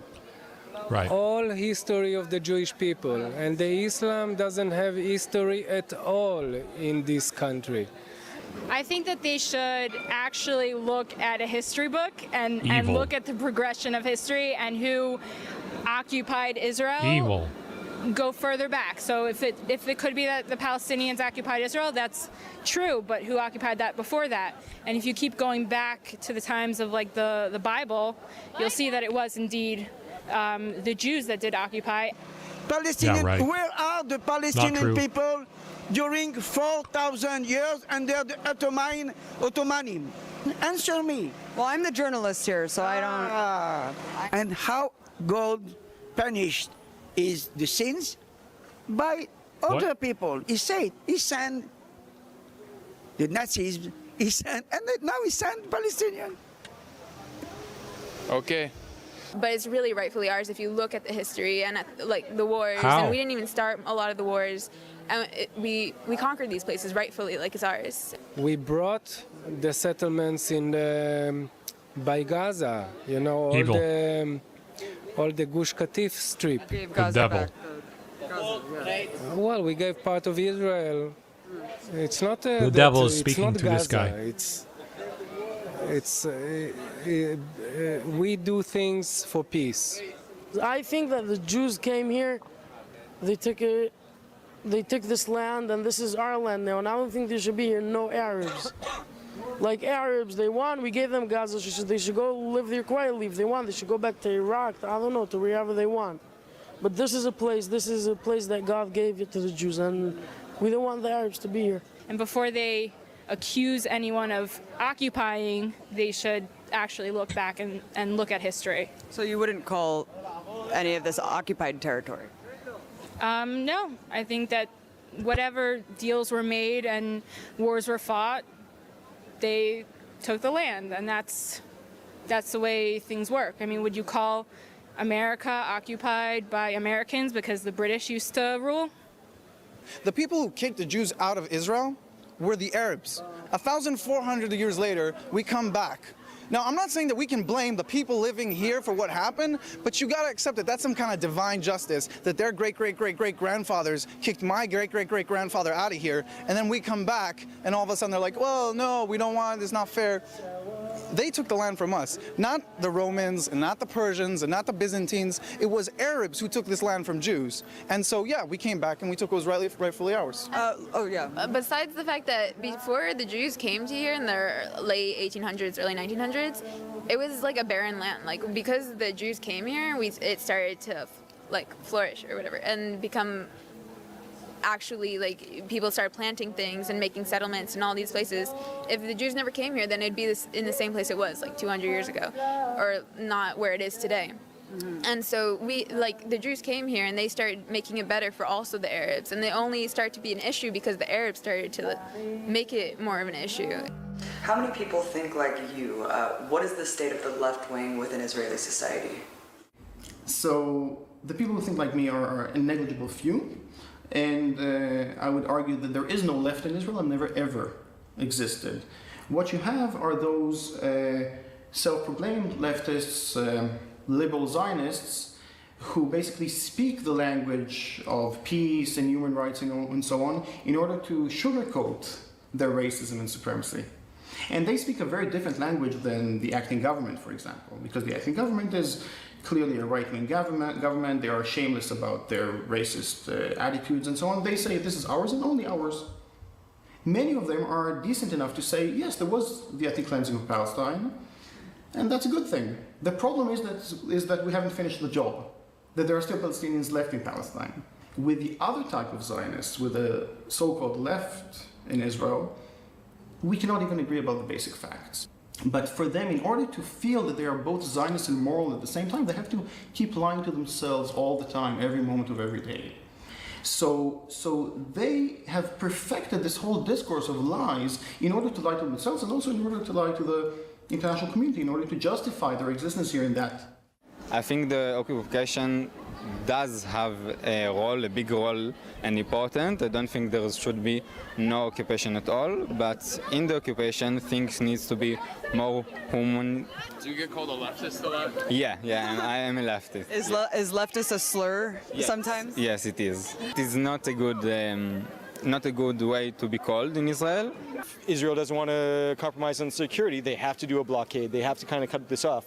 It's ridiculous what people have to go through there, but it's also ridiculous what we have to do to keep ourselves safe. We don't want to fight with them. Yeah. But if they ask for it, they will get it. And we're much stronger, much stronger. We are behave very gently and morally. Very gently with them. Yeah, it right. Could get a lot worse, is what you're saying. If the Russians was here, 2 days, they will kill all of them. If the American will be here, they will kill them 2 days. They don't care about human rights. They don't care about nothing. Israel's holding back. Very, very. But it's war, and civilians get killed in war, and it's a horrible, on their side, American. less on our side, but at the same time, Boston. We put money into protecting ourselves. Well, look, the refugees, their situation is horrible, but no other nation in the world gets the refugee status that Palestinians do. The Palestinians, third-generation people, are still considered refugees. I had friends that were Canadian. They went on their passports. Always Canadian. They wanted to see what the refugee camps were. They wanted to see what it was all about. They came back. They said it's nothing what I imagined it. Better than they imagined? Or? They said people were driving around with nice cars. People had nice houses, villas, things like that. They thought people were being oppressed, like living in tents. I was like, they probably were, maybe 10, 15, 20 years ago, in the past. For them, in order for them to be Zionist and moral, in order for them to have a Jewish and democratic state, they needed, first of all and foremost, to create a Jewish majority by force, by driving away the indigenous people from their land. Right. And this is how the state was founded. And immediately afterwards, they and funded by your tax dollars. Legal system that will make sure that those who have been expelled will never be allowed back, and those who remained on their land, because not everyone was expelled, will never be equal citizens. Unfortunately, what we hear on mainstream media, this so-called discourse or so-called debate between the right and the left is about that. It's about, do we want a large Israel, which is Arab-free, or do we want a small Israel, which is Arab-free? This is the debate that's taking place. The key word is Arab-free. Arab Question. There's this whole international movement of leftists and activists who want to boycott Israel for human rights violations. Being here, seeing that, and what do you just think about that? I think the BDS movement, the leaders of the BDS movement, or everyone that thinks that Israel is bad, if they should read up about the topic, the other side, and they should come here and see how everybody's comfortable. Yeah, come here. People right now, they're looking at Israel and they call it an apartheid state. And Israel is not an apartheid state. There's places, my family from 5 generations ago, they were from Jenin. You can't find one Jew in Jenin right now. It's totally Jew-free. So if you want to think about a racist apartheid state, it seems it's more, in my opinion, coming from their side. And just a response, I guess, to kind of this international movement, the BDS movement, and also the movement that says settlements are illegal, they're encroaching on Palestinian land. Can you respond to that accusation? I think the response would be two-part. The first part would be very simple. Nobody gives Turkey problems for their settlements in Cyprus. It's an anti-Semitic thing. Maybe they don't know that they hate Jews, but they give us so much trouble. The UN only talks about Israel. What about North Korea? What about Russia? Then the second thing would be to say is that Even from the UN?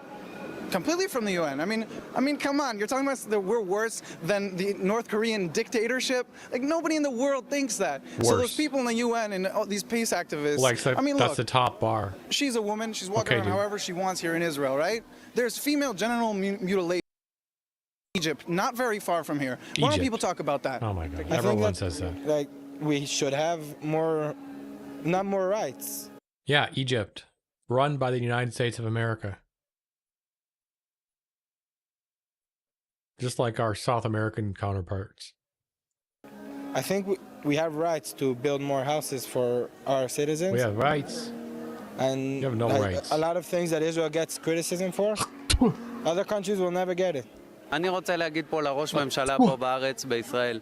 אין מצב שיהיה פה שלום בארץ. אי אפשר לעשות איתם שלום, הם תמיד שונאים אותנו. אם אי אפשר לעשות שלום והמצב ככה לא יכול להישאר, אז צריך לטפל בהם בדרכים אחרות, אין מה לעשות.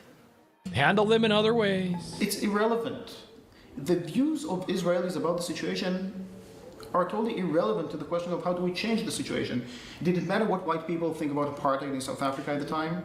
No. The question is how do we end apartheid and how do we end Israeli crimes? You know, every Israeli official will claim to speak on behalf of the Jewish people and will even demand of Palestinians to recognize Israel's right to be a Jewish state and so on. I don't recognize Israel's right to be a Jewish state because it is not Jewish by religion. It is all Jewish by supremacy. Israel is Jewish just like South Africa was white in the exact same context, with the exact same meaning. Strong words. And obviously any decent person around the world should oppose that because it is inherently racist and more than that. And it also happens to be very much against international law. So when we talk about Israel as an apartheid state, even though it's not exactly like South Africa, it neatly falls under the legal definition of the crime of apartheid, which is a very serious crime, one of the few crimes that is regarded as a crime against humanity. Truly. Which means that all countries of the world are obligated to do something against it, not to be complicit in that. And what we're coming and saying is, no, there are basic fundamental Palestinian rights that must be respected. One of them is ending of the occupation, of course, but that's not the main issue. That's part of the issue. The other two rights are equality inside Israel proper, or what we call Palestine 48, and the rights of the... Oh, it's her mic. I thought that was mine. Refugees which have been expelled from there since the very foundation of the State of Israel. These are fundamental rights. They must be respected. And now we can debate, we can argue about how do we implement these rights. I'm willing to discuss that. I'm not willing to discuss, should we have equality or not. This is not negotiable. Yeah, what the fuck? Exactly. This is 1948, bitch. Abby Martin, my queen. She hasn't let me down in 20 years. Oh, thank God someone's not letting me down. All right, let's check this out. There is no other planet. There is no planet B. This is what we've got, man. We evolved to live here, and there isn't anywhere else within reach, and probably nowhere else at all that we could live. It seems like there's nothing more that tech billionaires are obsessed with lately than conquering outer space. Elon Musk, Jeff Bezos, Eric Schmidt, and other tech CEOs constantly sell a tech-enabled version of the future where trillions of humans are living in space, thriving on Mars, and being served by super intelligent AIs. But while these giants of Silicon Valley claim that their ideas are based on science, the reality is these are fantasies built on pseudoscience and delusion. Adam Becker is a physicist and journalist, and he's the author of the new book, More Everything Forever: AI Overlords, Space Empires, and Silicon Valley's Crusade to control the fate of humanity. His book breaks down Silicon Valley's unrelenting obsession with escaping death, building AI, and creating limitless growth. But what I found so interesting is how expertly he dismantles the idea that we're going... Like, literally has the same accent she has. And she's an Israeli. What the fuck?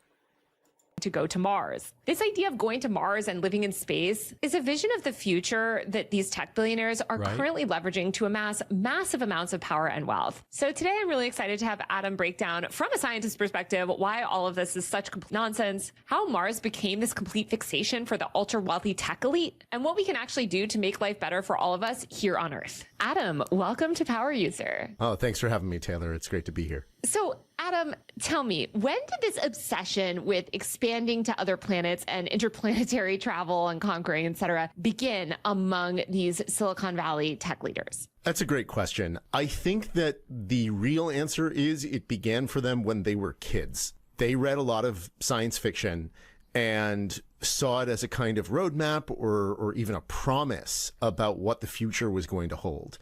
And that's not what it is at all. That's not what science fiction is. Science fiction is, it's a genre, right? It's a genre of writing and TV and movies and whatnot. And it's not about predicting the future any more than like murder mysteries are about how solving murders actually works. But at the same time, I guess when I think about science fiction, or I think of some of the most sort of compelling science fiction entertainment franchises, I mean, you mentioned Star Trek versus Star Wars in your book. In all of these visions of the future, humans have expanded beyond our planet. And it is this sort of fascination. I mean, we all look up at the stars at night if you can see them. You don't live in a big city like us. I mean, I think you're right that it probably kind of started when they were young. But when did it really start to manifest in the products that they were creating and the investments that they were making? Because I feel like a lot of these people got famous for things like Amazon. It did not start off with interplanetary travel. Yeah, absolutely. No, Jeff Bezos did not start off his, empire with interplanetary travel. Neither did Elon Musk. I guess what I mean when I say that it started with them as kids is with Bezos and Musk in particular, it's very clear that it's something that they've been interested in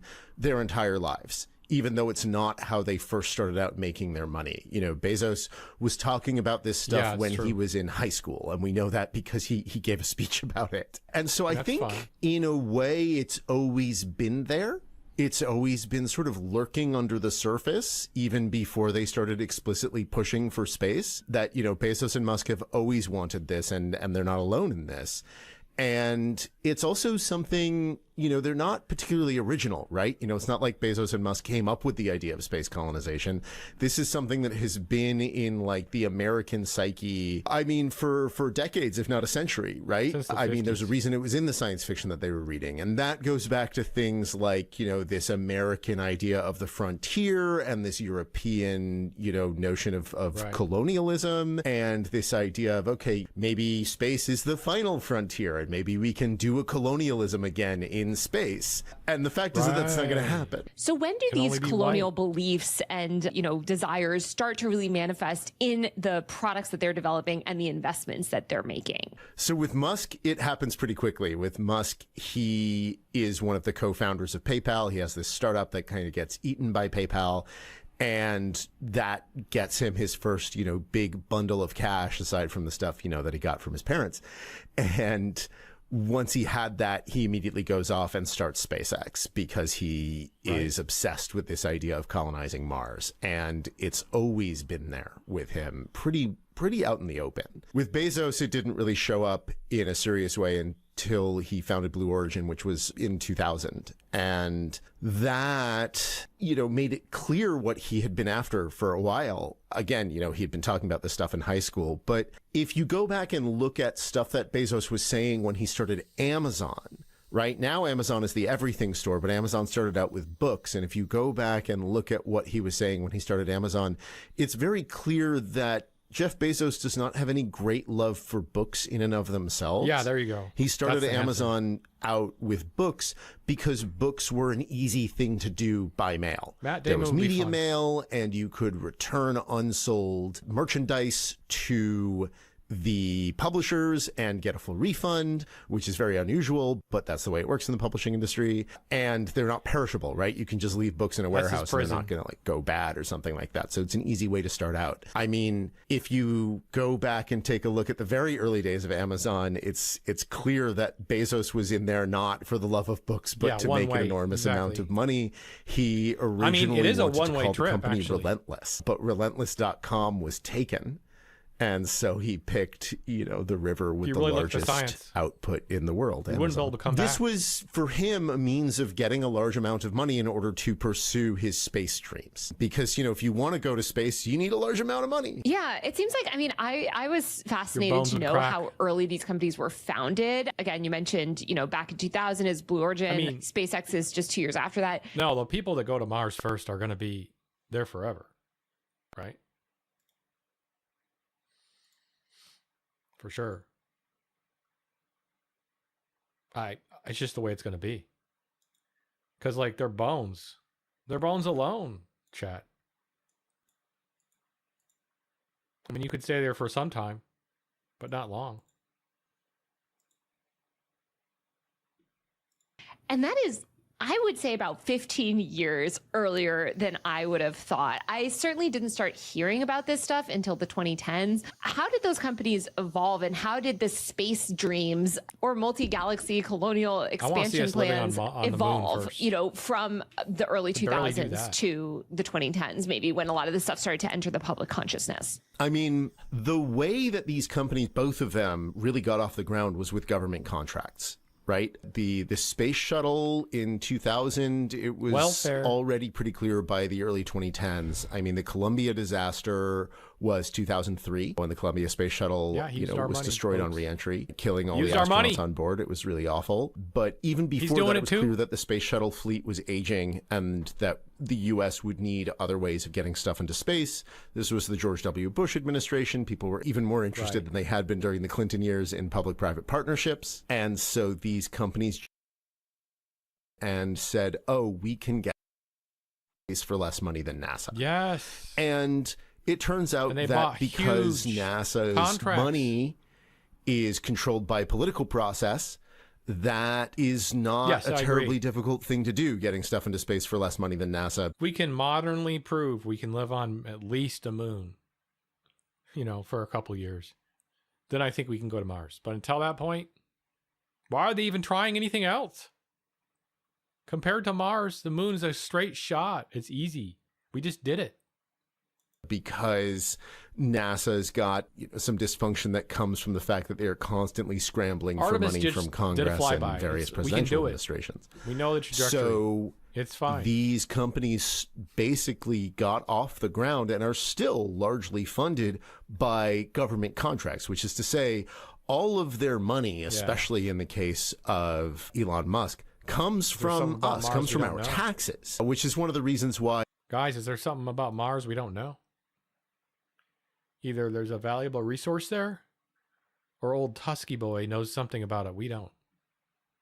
It's not just really awful and evil, but kind of rich and ironic that Musk is now, on this anti-government crusade when we know there's water. He is himself the biggest welfare recipient in American history. It's hilarious, actually, and it's also just so disturbing, kind of like you're talking about, also just the privatization of a lot of the space stuff and how NASA and JPL, I have a friend that works at JPL, it's just been decimated. There's layoffs after layoffs. It seems like in the 2010s, there was some flip or breakthrough moment where this idea of going to Mars specifically is what people really started to coalesce around. You had Elon Musk, giving out these shirts that said Occupy Mars. We had the Mars rover for the first time, which went really viral and became this thing online. And I feel like a lot more of the public, we used to talk about going to the moon. Suddenly a lot of that energy shifted to Mars. There's also maybe the fascination with aliens and potential life and water on Mars was something that was being covered more by the media. How did going to Mars emerge as this sort of goalpost? And is that send robots and get quantum internet working on fucking Mars, and then we can send humans. That's what I would do. Something that came from Elon and Jeff Bezos, or was it more of a grounds up type thing? It definitely isn't something that originated with Musk. Mars has been this part of the American idea of the future in space for decades. I mean, NASA landed the first probes on Mars in the 70s. The first Mars rovers were not in the 2010s. The very first Mars rover was in the 90s. And then the first, serious Mars rovers were in the 2000s, not the 2010s. Then there were more in the 2010s, absolutely. But I feel like it went viral in the 2010s. That's when we really started, maybe with the video content, it just started to spread more online. I think in a way Musk was kind of like a lightning rod. There had been this idea of Mars in the public psyche, but Musk was like a focal point for it. The idea was Mars would happen eventually, and then Musk sort of broke into the public sphere really in the early 2010s as he started accumulating way more wealth and power and started saying, no, Mars is happening. It's happening now. I'm going to be the one to make it happen. I will lead us to Mars like Moses to the promised land. Right? If you're watching this video and you like my work, please support me on Patreon via the link below or buy a paid subscription. Vision of themselves, we're right? Not all, Musk and as Bezos optimistic as Matt to the Damon. Public as we are the people who. We're not all Matt Damons. Will lead you to the stars. Don't you want to go to the stars? That's where the future is. And, it's a lie, not only because they're not going to lead us there, but that's not where the future is. Yes. Well, this is what I really want to dig into in today's episode, because I think this whole vision of this Mars colony, interstellar space travel future is built on sand. And I really want to break that down for people. I was talking to someone even this morning on another podcast, and I was saying, we're never going to go to Mars. And he would not believe me on this. So let's walk through why this is not going to happen. I want people to really understand you will never go to Mars. We will never live there. We might not even visit. Just to do it step by step. First of all, you've got to get there, right? And again, we might visit. We might send people there sort of the same way that we sent people to the moon.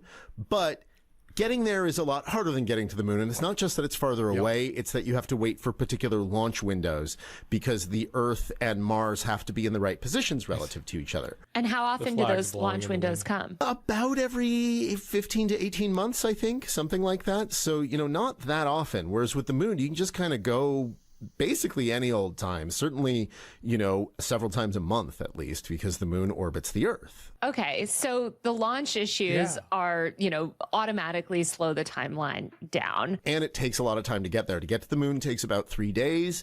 To get to Mars takes about 6 to 9 months, which is quite a bit longer. And what would that 6 to 9 month journey look like for the people on board? Well, you would have to spend a lot of time dealing with the two most dangerous parts about deep space travel, which is long-term exposure to zero gravity means that you're going to lose muscle mass and bone density, which is going to be a problem when you get back to a planet with gravity like, Earth or Mars or whatever. So you're going to have to spend a lot of time exercising in really cramped quarters because, of course, the spaceship is not going to be big. You need it to be small in order to be able to send it at all. And you need to make sure that you don't get exposed to massive amounts of radiation, because here on the surface of the Earth, we are protected from all the radiation in space, which comes from both the sun and deep space thick water by our walls. thick atmosphere and our strong magnetic field. There isn't any of that in deep space, and Mars doesn't have either of those things either. And so you're going to be dealing with a lot of radiation on your way there, while you're there, and on your way back. And that's going to just be a continuing issue. So that's a problem. Yeah. So it seems like, just physiologically, humans might not be able to, achieve this feat, certainly not very easily. The radiation stuff aside, I'm curious, has anybody ever lived in zero gravity for 6 to 9 months? Do we have any sort of, have we done this testing on animals? Yeah. Is there any sort of idea of what that could look like? So zero gravity for that long is something we've done. We've had astronauts on the space station for that long, and they're in zero gravity. They don't have to deal with the radiation as much because they're above the atmosphere, but they're still inside Earth's magnetic field. So they've still got about half of the shielding from radiation that we've got on the surface of the Earth, which is not bad. So we know how to deal with that. But, when they come back, it's not really easy for them to walk. They have to spend a lot of time exercising up there. But this is not even close to the biggest problem. It might not even be the biggest problem on the way out, right? You've got all those people, because you're going to have multiple people on this trip living in close quarters. And yeah, they do that on the space station too, but the space station's way bigger than anything that we would be sending to Mars. So you've got all those challenges, and that's just before you get there. Once you arrive, if you want to go to Mars and stay, not just plant a flag and turn around and go home, which would be difficult enough. If you want to go to Mars and stay, you have a lot more problems. Yeah, let's talk about some of those problems, because to me, this stuff is the most compelling. Because like you said, maybe we do get there somehow. Maybe we shield ourselves from radiation. We figure out, how to allow people to exercise 24/7, live in these close quarters for 6 to 9 months and not completely lose your mind. What are some of the first problems you're going to encounter if you're trying to establish some sort of Mars colony? So you're going to run into a lot of problems. The first problems that you're going to run into are that the gravity is still really low there. And so you're still going to need to get a lot of exercise in order to deal with, muscle mass loss and bone density loss. And there's no air on Mars. They're not to speak of. Like there's something like less than 1% of the atmosphere on Mars that there is on Earth, and there's no oxygen in that atmosphere. And so you're going to need to bring equipment to do chemical reactions to get oxygen out of the rocks on Mars there, or bring a lot of oxygen with you. It's just going to be very, very challenging to get breathable air and the water that you need. And then you've got the problems with radiation, and you've got the problem that the dirt on Mars is toxic. And so, one way to deal with the radiation problem is maybe you tunnel underground, build some sort of pressurized tunnel system, and then you don't go on the surface very often.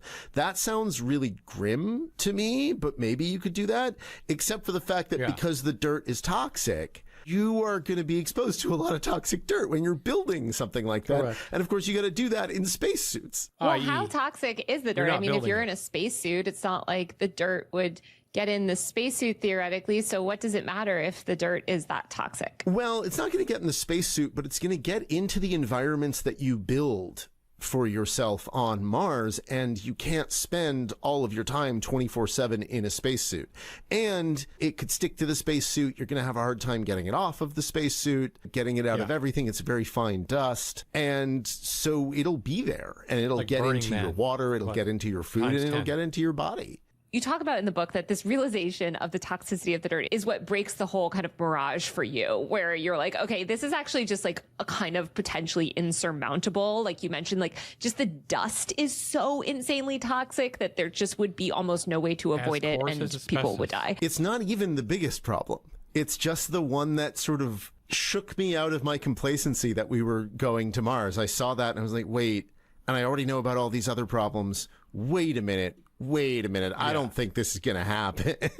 Well, let's talk about some of those other problems too. Wow. So say we do somehow solve the dust problem, right? And we're able to eliminate every single speck of like fine particles, which again sounds impossible, especially if we're digging in the dirt. Living underground on Mars. What other challenges are there? We need water. There's all sorts of other problems, like if you want to build any sort of real structures there that would last for a long time, you're going to need machinery, and that's going to be very difficult to get to Mars, right? I mean, the cost of getting stuff to Mars, the amount of time and trouble that it takes to do all of that, it's very, very difficult. It's not even trouble. It just seems impossible. Like if you need to drill hundreds of feet in, underground and construct and basically have an entire construction zone on Mars, you are going to need to transport construction equipment. And as somebody that spent a lot of time on job sites, like that is really hard, even in a rural area of America. We're seeing like even the construction costs of some of these data centers are, it's difficult to get construction materials to places that we have roads to that are in our atmosphere. Like the idea that we're going to get all this construction material and that the construction material itself won't be damaged, in this whole thing. No, the only thing we're going to be able to get there is some kind of weird drill. That's it. That gets assembled by robots. But at that point, we're talking about nanotechnology, and we're not talking about it in our lifetime. And it's so heavy. Like maybe that's like my dirt moment where I'm just like, okay, this seems like insane. We'll figure out how to make diesel. That's the American way. You would need like hundreds of people as well, right? No, I mean, that to me is actually an even bigger barrier than the equipment. Yeah. I mean, you want to have a real self-sufficient community on Mars, which Musk has talked about.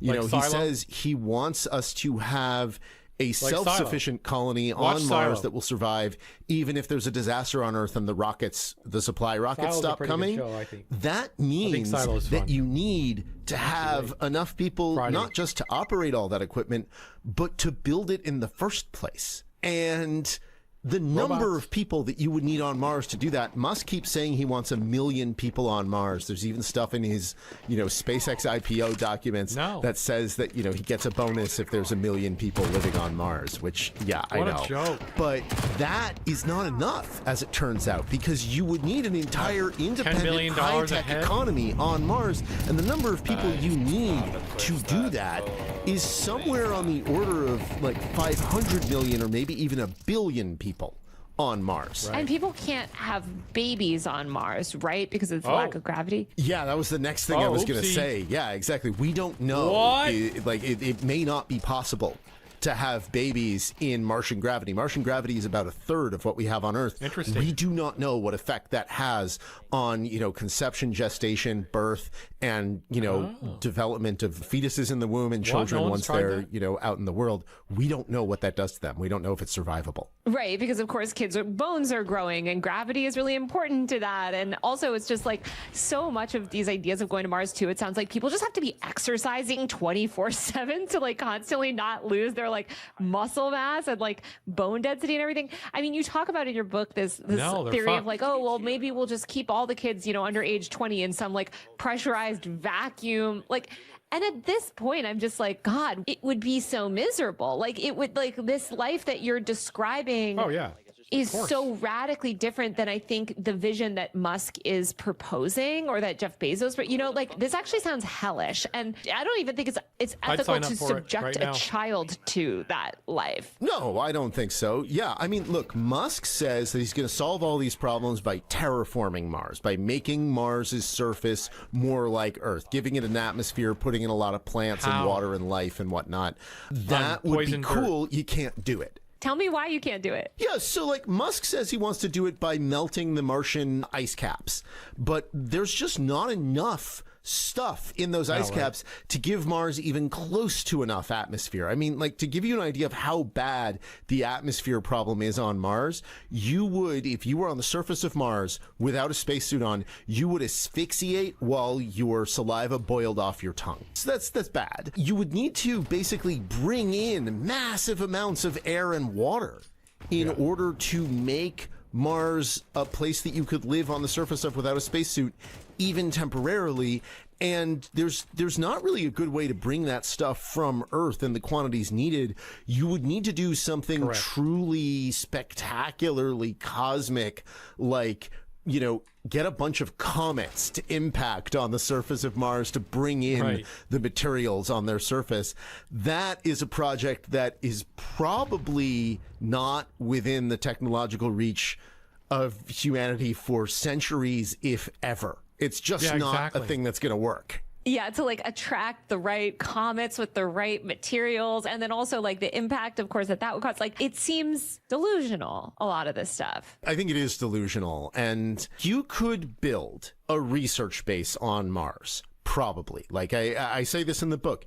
It is probably possible. We don't know whether or not you can have kids on Mars without having them in a centrifuge for, 24/7. We don't know. But you could probably have a research base with adults on Mars. That's probably something possible with existing or near future technology. But, what would it be? It would be a few dozen people living in tunnels underground that never really go outside.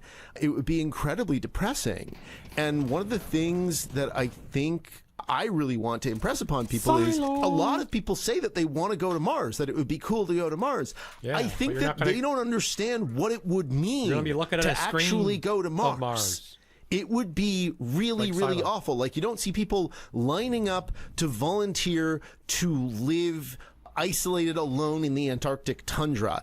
And yet that is so much easier than living on Mars. Yeah, that's a really good, actually, sort of comparison. And also, the Arctic tundra, it's our atmosphere. It's and you can see the sun. There's air. Yeah, exactly. You can breathe.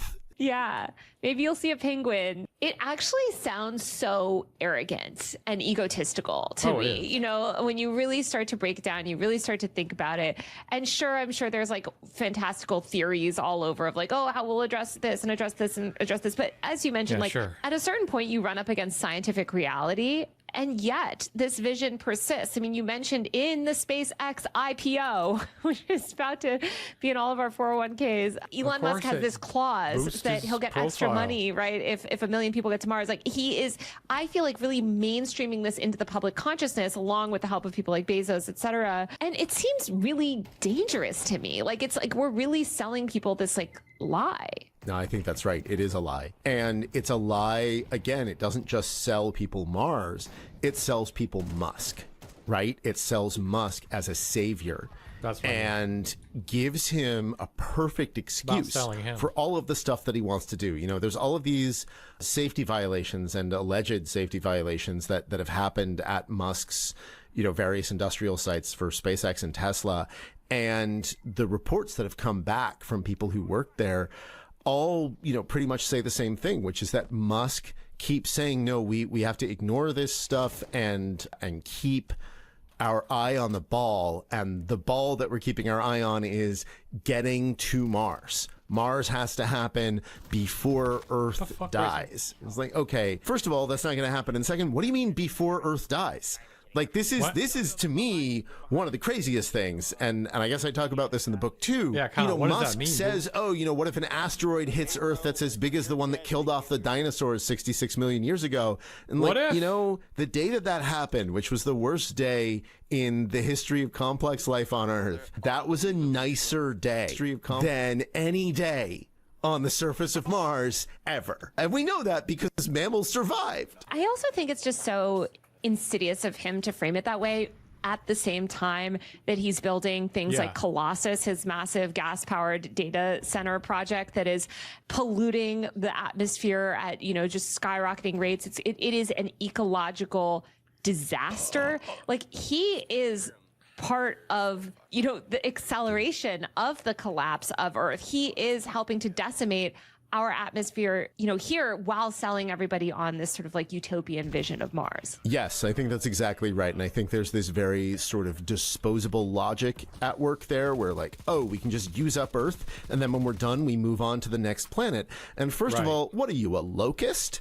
And second, there is no other planet. There is no planet B. This is what we've got, man. We evolved to live here, and there isn't anywhere else within reach, and probably nowhere else at all that we could live. Well, it's also like, you know, we could fix this planet. Like for all of this investment, all of this like technological kind of investment and advancements and all the money that's being spent on, again, like going to build some tunnel colony in Mars, you know, we could fix Earth. And I feel like he's almost writing Earth off. And this feel this way with Bezos too. It's like they've almost mentally like already written off the planet. And I think it also sort of manufactures consent for these data center projects, for all of these other sort of like unethical ways that they're destroying, you know, I think Amazon has greatly contributed to just the rise of like fast everything, you know, and overnight delivery and expendable products, etc. All of this is what is killing our planet. And they're not seeking to innovate,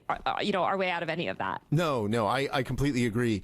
And I think that this idea of what the future looks like, that it inevitably involves colonizing space, that it inevitably involves advanced AI that will somehow solve all of our problems, is something that makes it seem like we have no choice in the matter.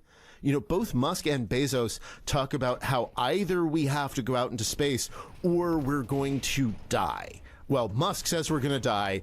Bezos says we're going to stagnate and have to ration things and live under some really oppressive, you know, political regime. And like, okay, first of all, buddy, why are you talking about living under an oppressive political regime when you're the one who lined up behind Trump? But second, no, we can all live here on Earth and make this place a paradise. There is no reason why we can't do that, except for you guys. The problem is not that Earth is going to get hit by an asteroid. The problem is billionaires. Yeah, I know, which is, it makes all of this stuff like so insidious. And yet I think they have really effectively like propagandized the public on a lot of this stuff to the point that like there's just so much that we already sort of take for granted that they've already kind of set up the terms of debate on these issues. And I'm wondering how we break out of that, because even the Musk fans today or the Bezos fans today, like, you know, like you sort of criticize them on this stuff and you get these bots and these people replying saying, you know, oh, you know, you're anti-progress, you're going to doom us to this miserable life, like stuck on Earth. And I don't know how to break it out. Like, I don't know how to give people that sort of like Mars dust moment that you had where you're like, okay, wait, hold on a second. None of this makes sense. None of this is possible. And it's a very convenient kind of, I don't want to say distraction, but kind of like narrative that insulates them from accountability here on Earth. I mean, this is why I wrote the book that I did, right? I wrote that book. I wrote More Everything Forever in order to break people out of this stuff, right? Because not just narratives around space, but also narratives around AI and the singularity and whatnot that are also tied up with all of this, you know, billionaire depiction of the future. And I don't have a better answer than that right now. If I did, I would have done that. Everyone read Adam's book. Yes. I'm trying, but yeah. Yeah, no, I know. I think like, I mean, one thing that I think is helpful too in your book too, is it's not just space that they're selling people on. It's like, it's all of these visions of this like alternative futuristic like world, because AI plays a big role in it all too. And it's all this, you know, it's this sci-fi stuff, right? It's all sci-fi stuff. We're all going to have these AI servants that do whatever we want for us, and we can live lives of leisure, and they will solve all of our problems, and AI will solve global warming. That one's always been particularly confusing to me because, you know, the climate crisis is not something that we don't know how to solve, right? And it's not something that we don't have the technology to solve. I mean, yeah, there's other technologies that we could make that would make it even easier, but like, it's primarily a political problem. Like, we have really cheap green energy. We just need to deploy. Yep. Perfect time to get started drinking, and then I've been drinking at 5 since I got off work, so. Maybe not. I low-key do just have like a handful of vodka sitting in my room. I low-key just have like a handle of vodka sitting in my room, so I could. Oh yeah. Man, I got this massive Slurpee cup of fucking Slurpee. When you fill like half. Okay, chat. Yeah, hey, let's mass report him, get him kicked.